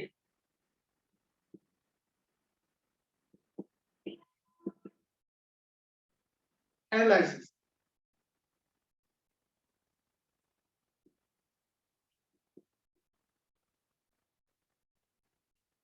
සමච්ඡේද ලක්ෂ්‍ය විශ්ලේෂණය. සමච්ඡේදය කියන්නේ ලාභ හෝ අලාභ නිත්‍යත්වයන්. මම කිව්වා ගණන් හදන්න තියෙනවා කියලා. ඒක සමච්ඡේද ලක්ෂ්‍යයේදී තමයි අපිට ගණන් හදන්න තියෙන්නේ. අපි ඒ ගැන කතා කරමු. එතකොට දැන් මම ඔයාලත් එක්ක පොඩ්ඩක් කතා කරන්න ඕනේ කියලා හිතුවා. දැන් ඉතින් නම්බරේ තියාගෙන සද්ද නැතුව ඉන්නත් එපා, වචනයක් හරි කතා කරන්න නේද? 172. ඔයාගේ අරමුණු පරමාර්ථ ටික ලිව්වද? අවංකවම අරමුණු පරමාර්ථ ටික ලිව්වද? 172 ඉන්නව නේද? ඉන්නවා. ලිව්වද? ලියන්න බැරි වුණා සර්. ලියන්න බැරි වුණා. හරිද? කමන්නේ. අවංකවම ඔය ඇත්ත කිව්වනේ. ඒ නිසා කමක් නැහැ. නමුත් මතක තියාගන්න ඔයා ඒ සඳහා කැප කරන කාලය වටිනාකම වර්තමානයෙන් ගණනය කරවුවොත් රුපියල් 100ක් නම් ඔයාලට හම්බෙන ප්‍රතිලාභය ලක්ෂ 10කටත් වඩා වැඩි කියන එක විතරක් මතක තියාගන්න. මොකද අපි ඉගෙන ගන්න දේවල් එක්ක වෙනස් විය යුතුයි. 153 ලිව්වද? තමන්ගේ අරමුණු පරමාර්ථ ටික ලිව්වද? ඊට වඩා නම් බැරි. 3ක් විතර ලිව්වස ඊට වඩා නම් බැරි. ඇහුන්නේ නැහැ. ලිව්වේ නැහැ. ලිව්වස 3ක් විතර. 3ක් විතර ලිව්වා. හරි. 186. ඔව්. 186 ලිව්වේ නැහැ සර්. ලිව්වා. ලිව්වේ නැහැ. ලිව්වේ නැහැ. දැන් මම ඔයාලා ලිව්වේ නැති එකට හේතුව අහන්නේ නේද? මම නිදහසට කාරණා අහන්නේ කිසිම වෙලාවක මට කවුරු හරි නිදහසට කාරණා කියද්දි මම අහගෙන ඉන්නවා හැරෙන්න මම නම් කවදාවත් නිදහසට කාරණා කිසිම කෙනෙක්ගෙන් අහන්නේ නෑ. වැඩක් නෑ ඊයේ. ඒ දේ වුණාට පස්සේ ඉවරයි. ඒක මගේ අතිනුත් වැරදි වෙලා තියෙනවා අනන්ත ප්‍රමාණ නේද? ඒතකොට මේ වෙන වැරද්ද නිවැරදි කර ගැනීමට අවශ්‍ය ක්‍රියාමාර්ගය ගන්නවා මිසක්වත් නිදහසට කාරණා කියන වැඩ නෑ. මතක තියාගන්න ඒකේ ගොඩාක් දේවල් ගැප් වෙලා තියෙනවා. net me ලිව්වද? ඔව් සර් මම දැම්මා 79. 79 ඒවා නේද? ඔව්. ඔව්. 180 කිව්වා. 153ක් කිව්වා. 172ක් කිව්වා. හරි. 105 ලියලා තියෙන්නේ සර්. ලියලා තියෙන්නේ. ඒක පැහැදිලිව ලස්සනට ගොනු කරගත්තා. හරි. එතකොට දැන් මම ලියපු අයට ප්‍රශංසා කරන්නවත් නේද? නොලියපු අයට බයින්නවත් ඒක අවස්ථාවක් කරගන්න. නමුත් හැමෝම මේක කරන්න. මොකද ඒක හරි වටින දෙයක් මම ඔයාලට කිව්වේ. මොකද සමහර දේවල් අපිට චේන්ජ් කරගන්න පුළුවන් වෙන මේ වගේ පොඩි පොඩි දේවල් එක්ක ඒවත් එක්ක අපි ඉස්සරහට යන්. එතකොට මම ඔයාලගේ පන්තියේ ටයිම් ටේබල් එක ලබන සතියේ ඉඳන් වෙනස් කරනවා. හරිද? මම ඒකෙදිත් අහන්නේ ඒක හොඳයිද නරකයිද කියලා අහන්න. නමුත් ඔයාලට තියෙන වෙලාවත් එක්ක ඔයාලා ඒකට සම්බන්ධ වෙන්න උත්සාහ කරමු අපි. අපි නිශ්චිතවම පැය දෙකක කාලයක් පන්තිය සඳහා මම අයින් කරන ඔයාලා වෙනුවෙන් ඊට අමතරව මට අවශ්‍ය වුණොත් එහෙම විශේෂිතව වෙනම දවස් දාලා පන්තියට අතිරේකව සම්බන්ධ කරගන්න. උදාහරණයක් විදිහට හිතන්නකෝ මට පන්තියක් පවත්වන්න ඕනේ කියලා ඔයාලත් එක්ක තව පැය තුනක වගේ කාලයක් ඕනේ කියලා හිතුනොත් ඔයාලත් එක්ක සාකච්ඡා කරලා මැසේජ් එකක් දාලා ඒක සතියේ සමානලාවට හවස 4:00ට 5ට වෙන්න පුළුවන්. එහෙම නැත්නම් 6 ඉඳන් 8 වෙනකන් හරි මේ එහෙම මම කාලය ගන්න.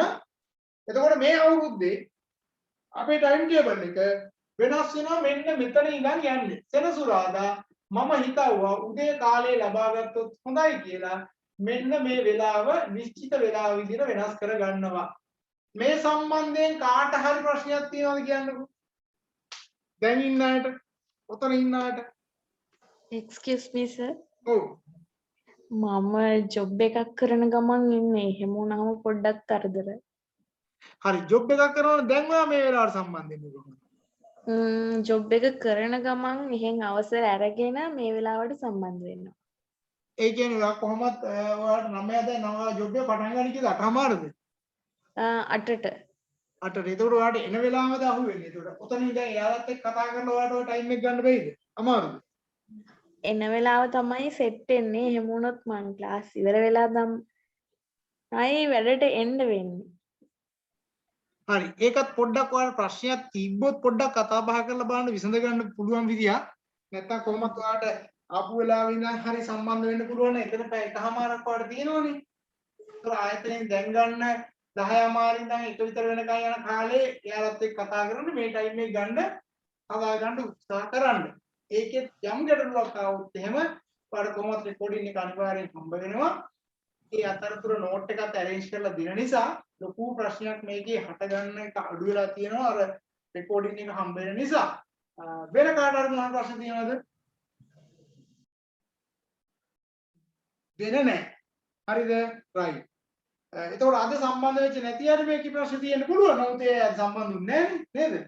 ඒ නිසා අපි ලබන සතියේ ඉඳන් හම්බ වෙන උදේ කීයටද 7:00 මම ටයිම් ටේබල් එක දාන්න. මොකද උදේම මම කිව්වා ඔයාලටත් නැගිටින්න කියලා.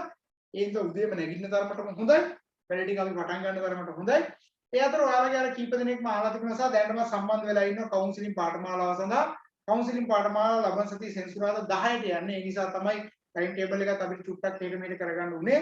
ඒතර කවුන්සිලින් පාඨමාලාව ලබන සෙන්සුරාදා 10ට පටන් ගන්නවා. ඒකට සම්බන්ධ වෙලා නැති අය ආසාවෙන් කැමැත්තෙන් ඉන්න කවුරු හරි ඉන්නවනම් එයාට තාමත් වෙලාව තියෙනවා සම්බන්ධ වෙන්න පුළුවන්. හරි. එහෙනම් ওই කරුණු කාරණාත් එක්ක අපි ඉවර කරනවා. ලබන සතියේ මම සෙන්සුරාදා උදේ 7:30ට පටන් ගන්නවා ලාභ සමච්ඡේදන විග්‍රහය. ඒතකොට ඒකෙදි පැහැදිලිව කතා කරන්නේ ඒකේ ගණන් ටිකක් තියෙනවා. ලාභ සමච්ඡේදනයේ සම්බන්ධව අපි ඒ ගණන් ටික හදමු.